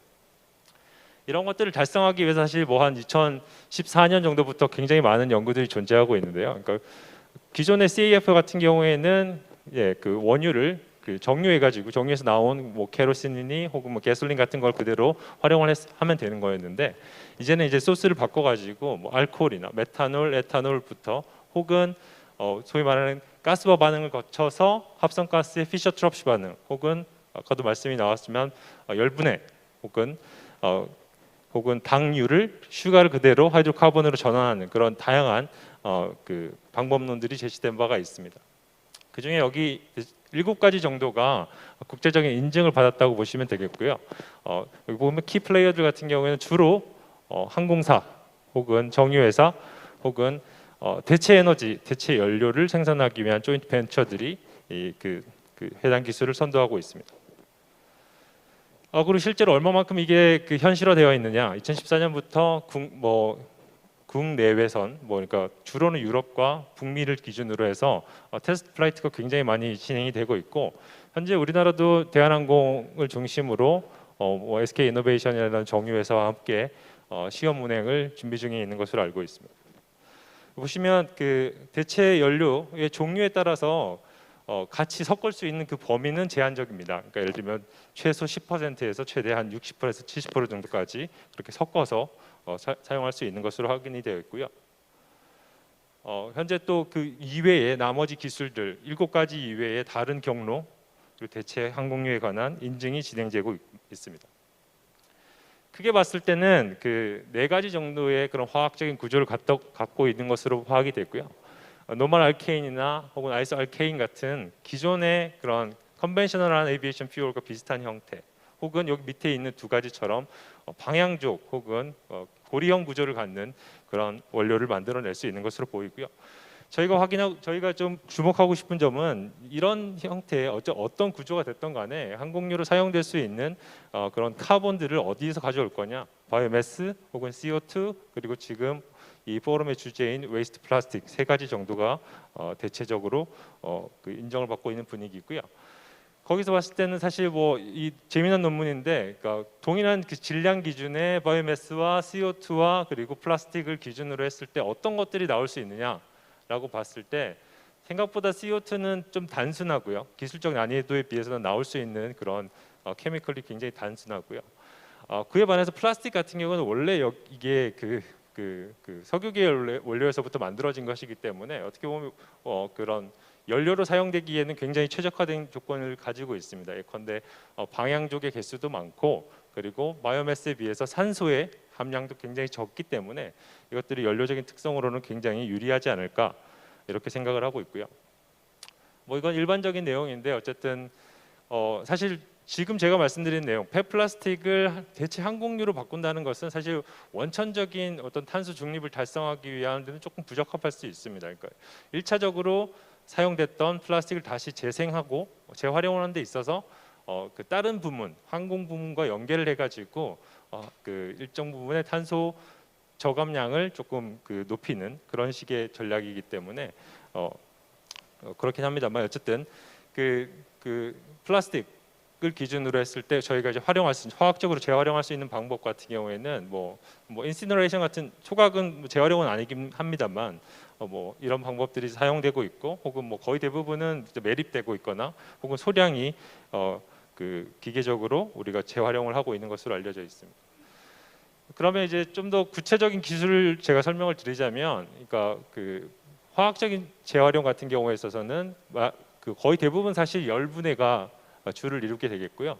소량의 뭐 가스와 그리고 용매를 이용한 분해 그리고 수소를 이용한 분해. 어쨌든 이게 플라스틱이 고분자이기 때문에 이걸 어떤 식으로 해중합, 그러니까 고분자 형태에서 뭐 단량체 혹은 그런 좀 더 라이트한 물질로 바꿔 나가느냐, 이것들이 중요한 문제가 되겠고, 실제로 보시면 이제 플라스틱 웨이스트 같은 경우에는 그 어떤 석유계 유래 원료와 비슷할 정도의 어떤 에너지를 갖고 있습니다. 근데 이걸 어떤 형태로 우리가 조금 더 잘라내서 좀 더 목적하는 연료, 여기서는 항공유에 좀 적합하게 만들어 나갈 수 있느냐, 그게 문제가 되겠고요. 전체적으로 봤을 때는 거의 대부분 이게 화학적인 공정이기 때문에 굉장히 온도도 높고 그리고 압력도 높은 그런 문제가 있습니다. 그리고 아까도 잠깐 얘기가 나왔지만 해당 그런 고온 고압의 공정이 필요하기 때문에 또 어떻게 보면 공정 간에 굉장히 많은 이산화탄소가 발생할 수 있는 그런 문제가 있기 때문에 화학적인 쪽에서도 굉장히 온도를 낮추고 압력을 낮추면서도 동시에 수율을 높이는 쪽으로 연구가 많이 진행되고 있습니다. 네, 저한테 시간이 그렇게 많지는 않기 때문에 일단 파이롤리시스 그 열분해 같은 경우에는 굉장히 많이 쓰이고 있는 방법이고요. 그 방법 자체가 왜냐하면 소스가 되는 플라스틱, 폐플라스틱의 종류를 우리가 미리 선별할 필요는 없는 거고 하나를 다 몽땅 다 넣어가지고 어떤 동일한 공정을 통해 가지고 다양한 화합물을 만들 수 있는 장점이 있습니다. 그에 반해서 말씀드린 것처럼 온도가 굉장히 높아야 되고 거기에 따른 환경적인 문제 그리고 비용적인 문제가 조금 이슈가 있고요. 대안적인 방법으로는 이제 그런 열분해 온도만 가지고 분해하는 것이 아니라 촉매를 이용해서 선택적으로 어떤 그 최종 생성물을 컨트롤할 수 있는 그런 방법들이 있고요. 뭐 대표적으로는 이런 식으로 진행을 할 수가 있습니다. 피드스탁이라고 있는 플라스틱을 뭐 칩 같은 형태가 되겠죠. 열분해를 시키자마자 바로 촉매층을 통과시켜 가지고 원래 이렇게 빨간색으로 나타낸 그 열분해보다는 훨씬 더 높은 제트 퓨얼의 수율을 만들 수 있는 그런 전략들이 발표가 된 바가 있고요. 혹은 뭐 이 여러 가지 과정 중에 위쪽으로 나타낸 그 열분해 과정에서 기존에 있던 그 석유계 원료를 어쨌든 정제하는 과정들이 필요한데 거기서 같이 그 파이롤리시스와 그 퓨리피케이션을 같이 진행을 해가지고 좀 더 수율을 높이는 전략도 보고된 바가 있습니다. 그에 비해서 훨씬 더 낮은 온도, 온화한 조건에서 진행할 수 있는 그 용매 분해라고 생각하시면 되는데요. 어떤 종류의 용매를 쓰느냐에 따라서 혹은 뭐 하이드롤리시스가 될 수도 있고, 그리고 뭐 메탄올리시스가 될 수도 있고 여러 가지가 될 수 있는데요. 여기서는 이제 PET 같은 그 저희가 그 방향적 구조를 갖고 있는, 그래서 아무래도 대체 연료로 사용될 수 있는 가능성이 높은 애들 같은 경우에는 적합한 용매를 선정함으로써 그 회중합을 디폴리머라이제이션을 훨씬 더 잘할 수 있는 것을 확인할 수가 있었고요. 혹은 이제 수소를 넣어가지고 용매가 아니라 수첨 분해라고 하는데 수소를 넣어가지고 우리가 원하는 형태의 카본 레인지를 선택적으로 만들어내는 그런 연구들도 많이 진행이 되고 있습니다. 혹은 이제 그런 여기서 사실 열분해 이유 말고 나머지 지금 말씀드리는 어떤 용매 분해 혹은 수소 분해 같은 경우에는 나중에 연료를 촉매로부터 그리고 전체 시스템으로부터 어떻게 분리를 잘할 수가 있냐도 굉장히 중요하기 때문에 여기서 보시면 학술적으로는 이제 용매가 없이 그냥 플라스틱 웨이스트만 가지고 촉매와 분해를 해가지고 높은 수율의 어떤 연료를 만들어내는 그런 연구들도 많이 진행이 됐고요. 뭐 이런 뭐 마이크로웨이브 방법을 통해 가지고 어떻게 좀 더 분해할 수 있는 온도나 압력을 좀 낮출 수 있는 그런 연구들도 많이 진행이 된 바가 있습니다. 혹은 이제 뭐 수소 분해 그리고 환형 구조로 다시 만드는, 혹은 이제 그 고리 그 아로마틱 구조로 다시 만들어서 그 대체 항공유의 목적으로 좀 더 적합한 그런 연구도 많이 진행이 된 바가 있습니다. 그리고 다양한 종류의 플라스틱을 한꺼번에 같이 처리할 수 있는 그런, 사실 이제 이 다양한 종류의 플라스틱을 처리할 수 있는 방법 중에 하나가 분해였는데 이런 용매 분해 방법에서도 유사한 그런 특성을 볼 수가 있었고 저희가 뭐 그런 좋은 결과들을 최근 논문에서는 확인할 수가 있었습니다. 이것도 일정 부분의 그런 다른 용매화 반응의 특성이 되겠고요. 시간 관계상 넘어가도록 하겠습니다. 네, 이렇게 구조적으로 보시면 PET 구조에서 해중합을 통해 가지고 단량체를 만들어내고요. 이 단량체를 여러 가지 케미컬한 반응을 통해 가지고 보시는 환형 혹은 그리고 아로마틱 구조를 갖는 그런 대체 항공유를 만들어낼 수가 있습니다. 저희도 이제 유사한 연구를 진행을 하고 있는데 저희가 연구하고 있는 내용을 잠깐 소개드리고 마치도록 하겠습니다. 저희는 이제 기본적으로 촉매를 연구하고 있기 때문에 여러 가지 웨이스트 플라스틱 소스를 가지고 아까 말씀드린 용매 분해 방법을 쓰되 최적의 촉매를 탑재를 함으로써 서스테이너블 에비에이션 퓨얼을 잘 만들어낼 수 있는 그런 케미스트리를 연구하고 있습니다. 보시면 이제 PET나 PPO, PS, PC 같은 물질들 공통적으로는 이제 아로마틱 구조를 갖고 있는 그런 플라스틱, 웨이스트 플라스틱에서부터 우리 환형 구조를 그 항공유로 다시 전환하기 위한 그런 연구를 진행을 하고 있고요. 보시면 뭐 자세한 내용은 하긴 좀 어려울 것 같고 촉매 분해에 대해서는 CO 본드와 CC 본드를 어떤 식으로 선택적으로 잘라낼 수 있느냐가 그 적당한 탄소수를 갖는 항공유를 만드는 데 키이기 때문에 그런 부분들을 저희가 연구를 하고 있고 보시면 이제 코카콜라 바틀 같은 거를 잘라 가지고 혹은 이제 밑에 있는 PET 같은 것들은 이제 상용 PET를 구해 가지고 용매 분해를 실시를 합니다. 그럼 보시면 대표적으로 뭐 전환율, 뭐 선택도 이런 걸 보시면 한 70%, 그다음에 뭐 코카콜라 바틀 같은 경우는 86% 정도 전환을 할 수 있고 보시는 그 아로마틱 구조로의 그런 선택도도 굉장히 높은 것을 확인할 수가 있습니다. 자세한 결과들이 되겠고 비슷한 연구들이 굉장히 많이 진행을 되고 있는데 여기서 키가 될 수 있는 부분들은 얼마나 다양한 플라스틱 웨이스트를 처리할 수 있느냐 그리고 얼마나 여기서는 제가 말씀드릴 시간이 별로 없긴 없었지만 거의 대부분의 공정에서는 수소를 사용하게 됩니다. 수소 굉장히 비싸잖아요. 수소 사용량을 어떻게 줄일 수 있느냐 그런 것들이 앞으로 연구의 키가 되겠고요. 네, 그래서 방금 제가 말씀드린 것처럼 어떤 종류의 플라스틱, 촉매 그리고 공정을 선택하느냐가 굉장히 중요한 이슈가 되겠습니다. 이 부분들이 이제 앞으로 항공 수요가 굉장히 늘어날 수밖에 없고 여기서는 항공 부문에서는 선택할 수 있는 옵션이 많지 않습니다. 갑작스러운 엔진을 바꿀 수도 없는 거고 어쨌든 탄소 중립을 달성하기 위해서는 어쨌든 서스테이너블한 에비에이션 퓨얼을 계속해서 만들어내야 되겠다는 것이고요. 네, 이상으로 발표를 마치도록 하겠습니다.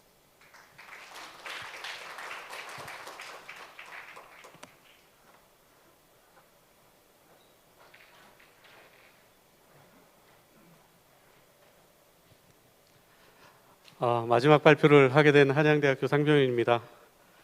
제가 오늘 발표를 말씀을 드릴 거는 앞에서 뭐 다양하게 플라스틱에 대한 말씀을 많이 해주셨는데 처리의 궁극적으로는 원료가 지금까지 우리가 사용했었던 게 생분해성이 아니었기 때문에 이런 문제들이 많이 나왔었던 거거든요. 그래서 생분해성에 대해서 한번 제가 말씀을 아카데믹하지 않고 아주 제너럴한 걸로 한번 준비를 해봤습니다. 한번 시작을 해보도록 하겠습니다.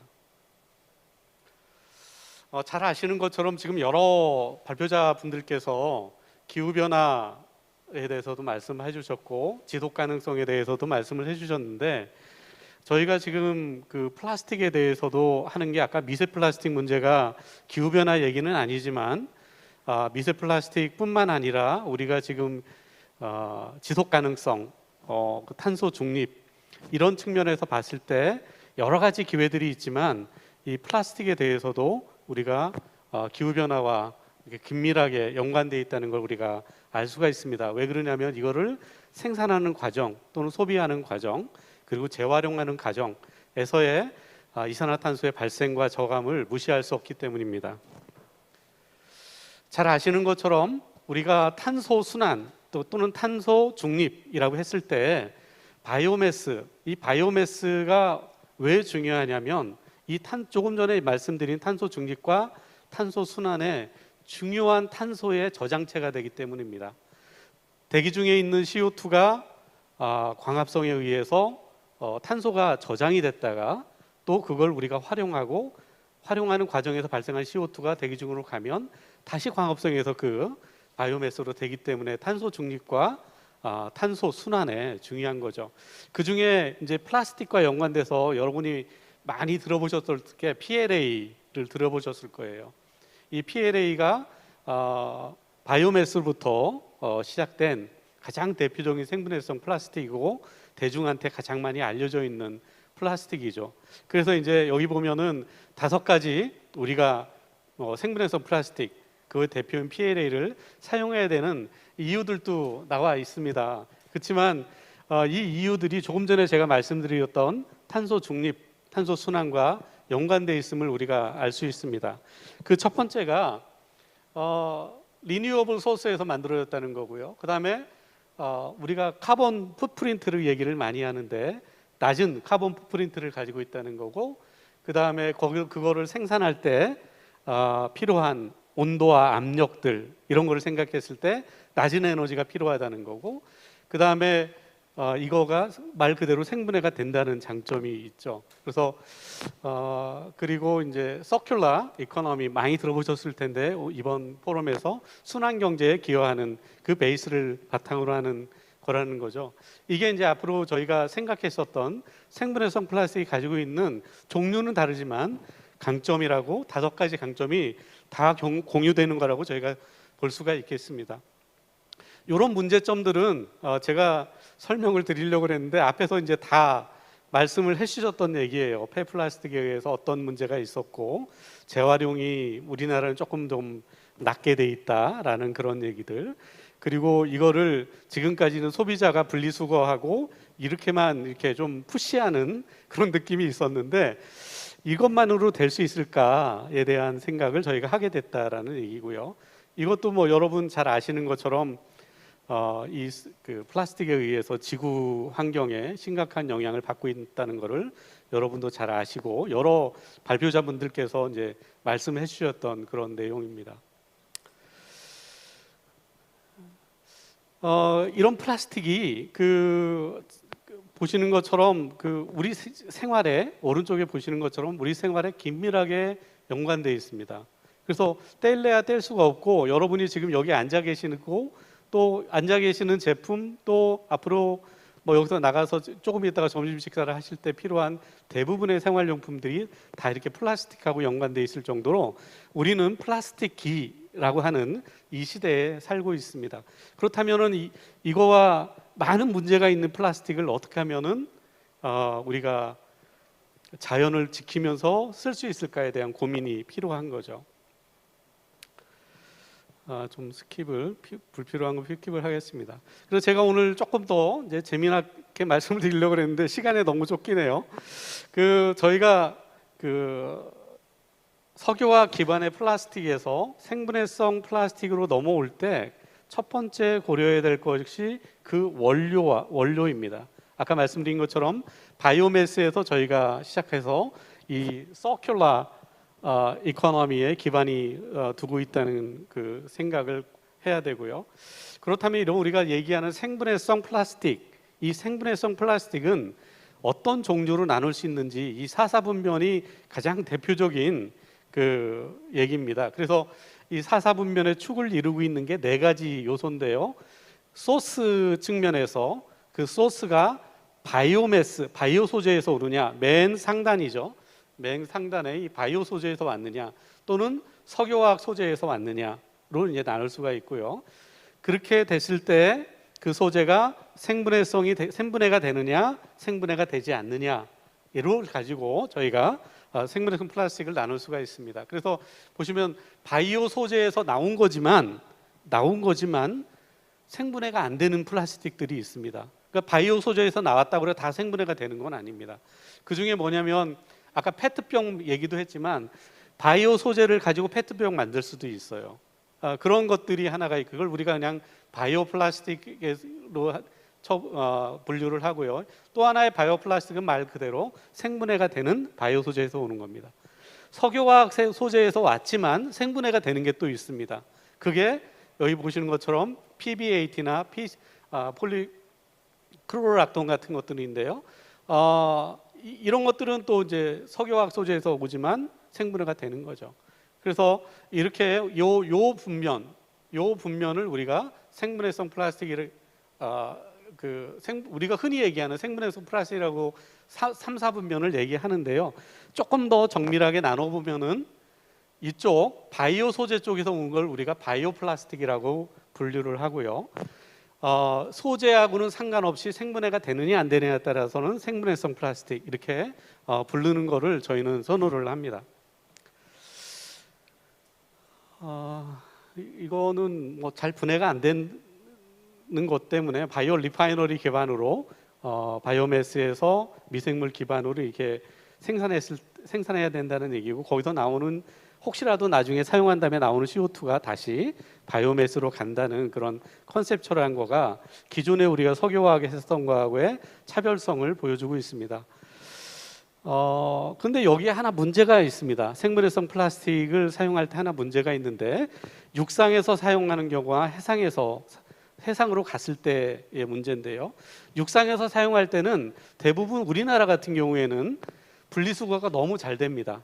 그래서 이게 잘 버려지지가 않죠. 예, 그렇지. 그래서 이제 육상에서 하는 거에 대해서는 우리가 뭐 심각하긴 하지만 조금 염려를 좀 덜하는 측면이 우리나라에서는 그렇다고 볼 수 있는데, 만약에 이게 함부로 버려지거나 했을 때는 빗물에 의해서 하천으로 가고 이렇게 계속하다 보면 이게 해안으로 가서 우리 마스크들이 지금 해안가에서 많이 발견된다는 그 보도를 보셨을 거예요.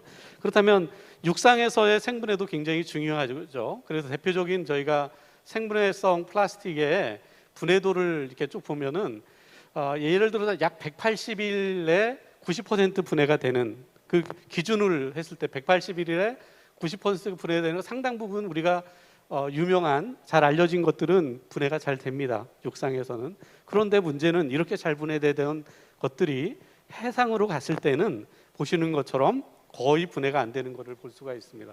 더 많은 기간이 필요하다는 거죠. 그렇다면은 이게 이제 약간 우리가 생각했었던 거하고 조금 다른 얘기죠. 그렇다면 생분해성 플라스틱이 정말 분해가 다 잘 되는 것이냐?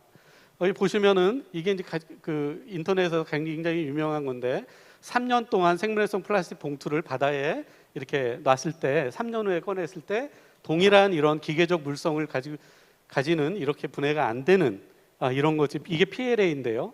이런 건 문제들이 사실은 발견이 됐습니다.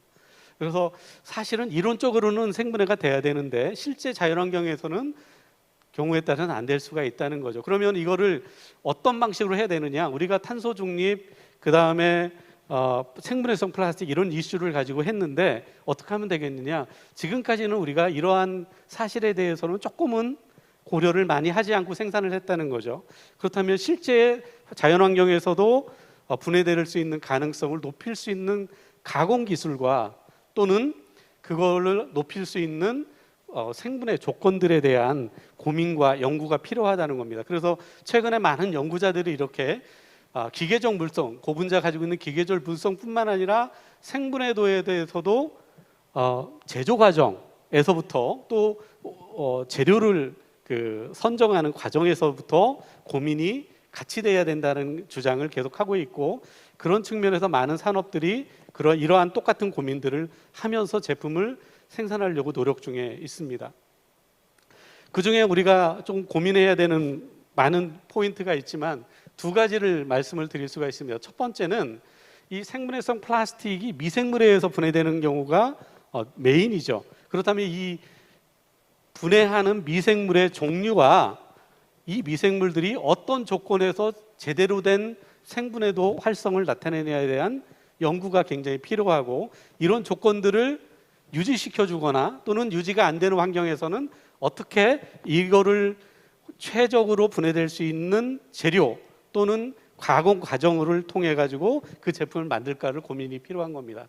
또 하나는 생분해성 이 분해에 대한 사전에 각 다양한 조건에 따라서 미리 예측할 수 있는, 제품에 따라서는 빨리 분해될 수 있는 거가 필요하고 어떤 제품들은 천천히 분해돼도 문제가 안 되는 것들이 있거든요. 그런 것들에다 각 환경별로 분해되는 데 필요한 소요되는 기간, 이거에 대한 수학적 모델링 또는 시뮬레이션을 할 수 있는 기반 기술들이 필요하다고 볼 수가 있습니다. 시간이 이제 한 3분 정도 저한테 남아 있는데요.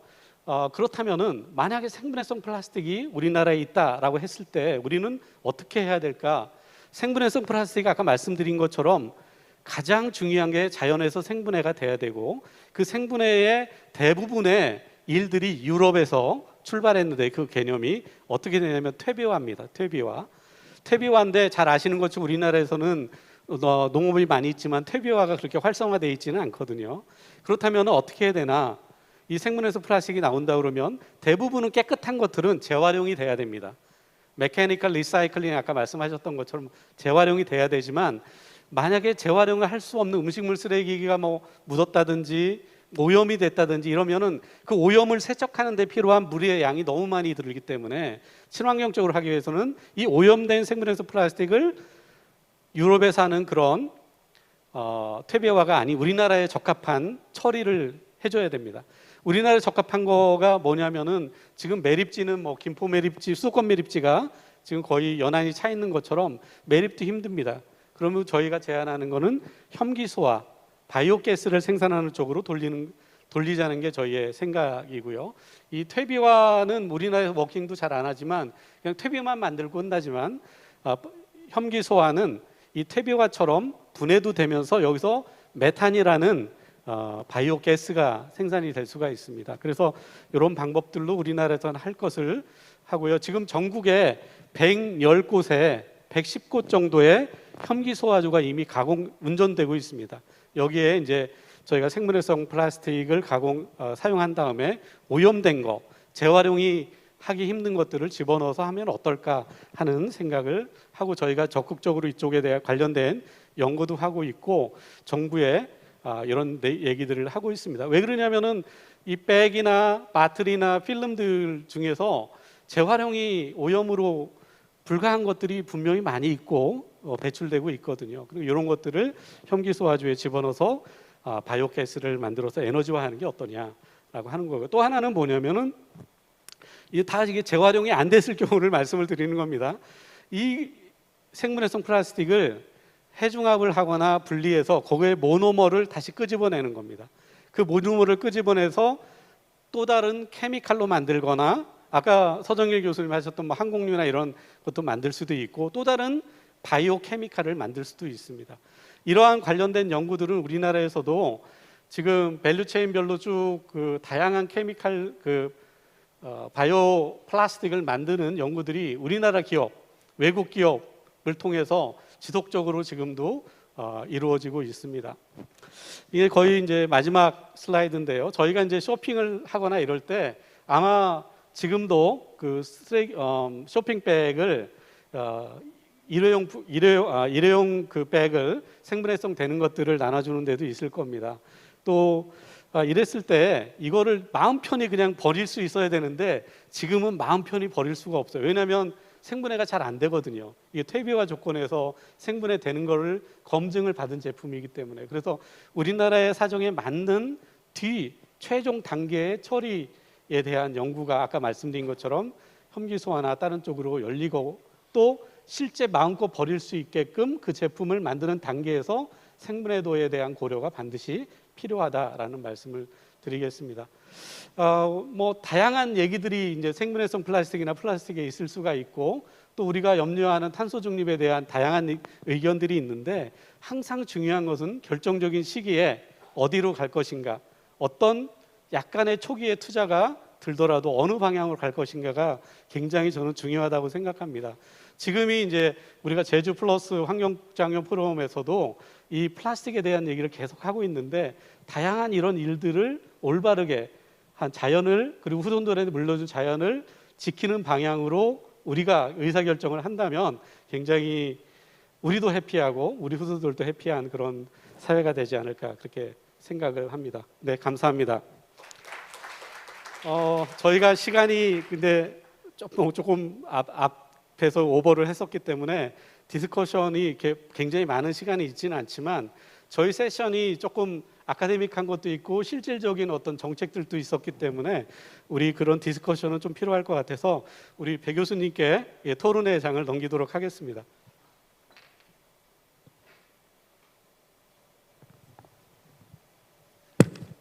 예, 반갑습니다.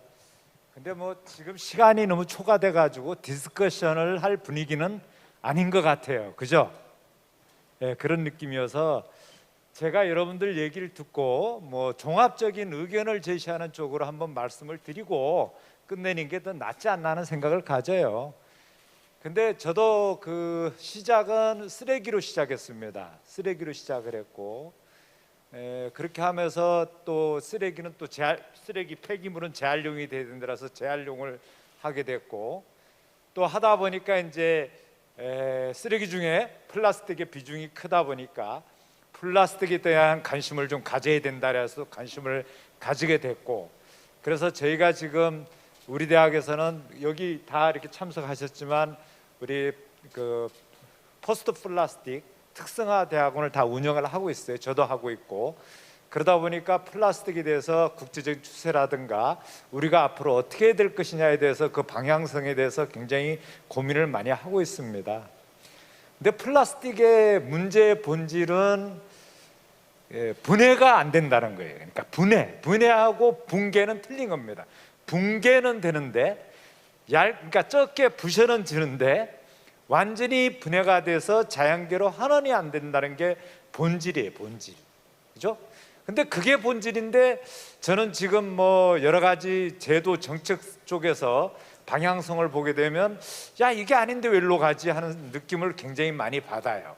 예를 들면 금방 우리 상명인 박사가 교수가 얘기했던 것처럼 플라스틱을 지금 바이오매스 플라스틱이라 해가지고 바이오매스로 그러니까 동식물성 유래로 만들지만 남분해성 플라스틱을 지금 현재 제조를 한 걸 굉장히 우대를 해요. 근데 그게 탄소는 절감시키지만 플라스틱의 본질 문제를 근본적으로 해결하는 게 아니거든요. 근데 우리 거꾸로 생분해성 플라스틱에 대해서는 우리 환경부가 굉장히 알레르기예요. 알레르기는 말씀 아시죠? 생분해성 플라스틱에 대한 정책을 적극적으로 세우려고 하질 않아요. 야, 그래서 이게 뭔가 이상한 방향으로 흘러간다. 이거는 좀 뭔가 적극적으로 좀 개선을 시켜야 되겠다는 생각을 저 개인은 가지고 있어요. 가지고 있고 그리고 이게 플라스틱이란 게 두 번째 본질의 문제는 처리할 곳이 없었다는 거예요. 우리나라가 2018년도에 중국으로 수출길이 막혔어요.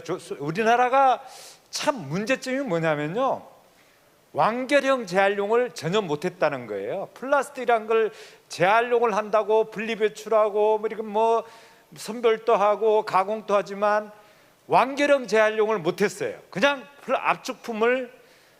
압축을 해서 중국으로 다 수출했고, 여러분들 지금 또 현황을 파악해 보시면 굉장히 안타까운 게 플라스틱을 분리배출시키면 선별을 해서 플레이크라든가 펠렛을 만들어서 우리나라에서 제품을 거의 만들지를 않아요. 지금 또 그 원료를 중국으로 다 수출하고 있어요. 그러니까 이게 참 안타까운 현실이에요. 아깝게 우리 PCR 산업을 활성화해야 된다고 우리 발표를 했지만 대한민국에서 어떻게든지 재활용 열심히 분리배출시킨 거를 원료화시키고 그걸 제품을 만들어서 제품을 사는 분위기를 만들어줘야 되는데 대한민국이 지금까지 그렇지 못했다는 거고, 지금 또 분위기가 또 그렇게 가지를 않아요. 그래서 빨리 뭔가 이거를 좀 완결형 재활용이 될 수 있도록 유도를 해줘야 된다는 게 굉장히 중요한 과제다, 이런 얘기고요. 그리고 이제 발생 억제를 시켜야 된다. 많이들이 얘기를 해요. 가장 발생 억제를 시키기 위한 가장 기본은 여러분들의 의식 개혁이에요. 의식 개혁. 덤블러 얘기를 많이 했지만 그저께 덤블러에 대해서 제가 어떤 신문사에서 와서 인터뷰를 하자더라고요. 각 가정에 덤블러 몇 개를 가지고 있나? 여러분들 덤블러 몇 개 가지고 계세요? 각 가정에. 우리 집에 한 10개 되는 것 같아요. 그 10개를 만들기 위해서 들어간 에너지 비용 다 합치면 아마 차라리 그냥 종이컵 쓰는 게 나을지도 몰라요. 예? 근데 그런 의식계획이라는 게 진짜 이 덤블러를 쓰는 의식계획이 돼야 되는데, 덤블을 만들어서 아깝게 저기 덤블을 제공한다 그랬잖아요. 만들어서 제공을 해 뿌려요. 그 자체가 덤블러가 몇 개가 사용되고 있는지 통계도 확인을 해봐야 된다는 거죠. 거꾸로 우리가 탄소를 줄이는 쪽이 아니라 탄소를 더 늘리는 쪽 역방향으로 가고 있는 것도 있다. 그래서 저는 발생 억제는 의식 수준을 어떻게든지 계획을 시켜야 된다는 생각을 저는 많이 가지고 있어요. 그리고 플라스틱 대책이라는 건요, 중요한 거는 일단은 발생이 돼서 이게 자연 환경계로 안 가게 만들어야 돼요. 자연 환경계로 안 가게 만들려면 굉장히 중요한 수단이 뭐냐면, 일단은 철저한 분리수거예요. 분리배출 수거. 그리고 이거를 철저하게 물질 재활용. 그게 안 되면 에너지 재활용을 해야 됩니다. 그러면 자연 환경계로 안 흘러 들어가요. 근데 여러분, 저는 제주도의 특성이 뭐냐면 분리배출한 걸 잘 수거하고 운반하고 잘 해요. 제주도의 지금 플라스틱 문제는 어디에 있냐면 해안가에 밀려오는 플라스틱이에요. 다른 제주도 플라스틱의 본질의 문제는 해안가로 밀려드는 플라스틱을 어떻게 철저하게 수거를 하고 그걸 자원하는 시스템으로 어떻게 가져갈 것이냐가 문제인 거예요. 근데 제가 예전에도 그런 말씀을 좀 많이 드렸는데, 어저께 제가 해안가를 돌면서 굉장히 유심히 좀 봐왔어요. 봐오니까 야, 근데 제주도가 실천은 하고 있더라고요. 철저하게 지금 꺼내고 있더라고요. 해안가에 밀려오는 플라스틱을 잘 꺼내고 계신 것 같아요. 이제 꺼내온 플라스틱을 갖다가 어떻게 철저하게 잘 재활용을 하고 그거를 잘 처리를 해서, 저는 거꾸로 플라스틱 리콜은 석탄보다도 더 좋은 연료라는 생각을 저는 가지고 있어요. 물질 재활용이 안 되면 철저하게 에너지화를 해서 자연환경계로 배출시키지 말아야 된다는 생각을 가지고 있어요. 근데 요즘 이제 플라스틱을 갖다가 에너지로 쓰자라니까 여러분들 반대하는 분들이 굉장히 많으신데, 제주도에서 왜 석탄을 떼야 됩니까? 화력발전소에서. 저는 꼭 그렇게 반문을 하고 싶어요. 석탄을 떼어서 지금 화력발전소에서 석탄을 떼우고 있어요. 근데 석탄을 떼우면서 거부를 해요. 예를 들면 제주도에서 나온 폐유를 정제한 거를 석탄 대신 떼어라. 제가 봤을 때 훨씬 더 환경적으로 더 괜찮은 건데, 근데 못 떼어요. 법과 제도 때문에. 폐플라스틱도 정제해서 골라내고 한 물질 재활용이 안 되는 거 석탄 대신 더 떼우면 고부가 가치가 더 있고 더 에너지가 더 좋고 훨씬 더 2차 오염이 더 적을 수도 있는데 그걸 못 써요. 이런 근본적인 문제를 뭔가 제주도에서 해결을 해주고 제주도에서 그 실천 사항들이나 전국적으로 파급을 시켰으면 좋겠다는 생각을 저 개인은 굉장히 많이 가지고 있어요. 그래서 플라스틱에 대한 거는 기본적으로는 자연 환경계로 유출을 방지해서 미세 플라스틱으로 가는 것을 막는 게 현재 가장 지상의 과제다. 근데 그걸 실천하기 위해서 우리가 어떻게 단계별로 스텝을 가져갈 것이냐에 대해서 하여튼 생각을 해야 되고, 제주도가 플라스틱 프리를 선언했지만 그 골격 내에서는 생활계 사업장에서 나오는 거는 시스템이 잘 갖춰져 있기 때문에 해안가로 밀려들어오는 플라스틱을 어떻게 앞으로 재활용을 하고 처리해야 될지에 대해서 뭔가 대안을 좀 가지고 또 예산도 확보를 하고, 아마 이게 좀 특별하게 어떤 뭔가 시스템을 좀 갖춰서 한번 해보면 좋지 않을까 하는 생각을 저 개인은 가지고 있습니다. 그래서 저는 토론을 떠나서 제가 느끼는 플라스틱 제도 정책에 대해서 이 정도로 말씀드리는 걸로 하고 끝내는 걸로 하겠습니다. 예.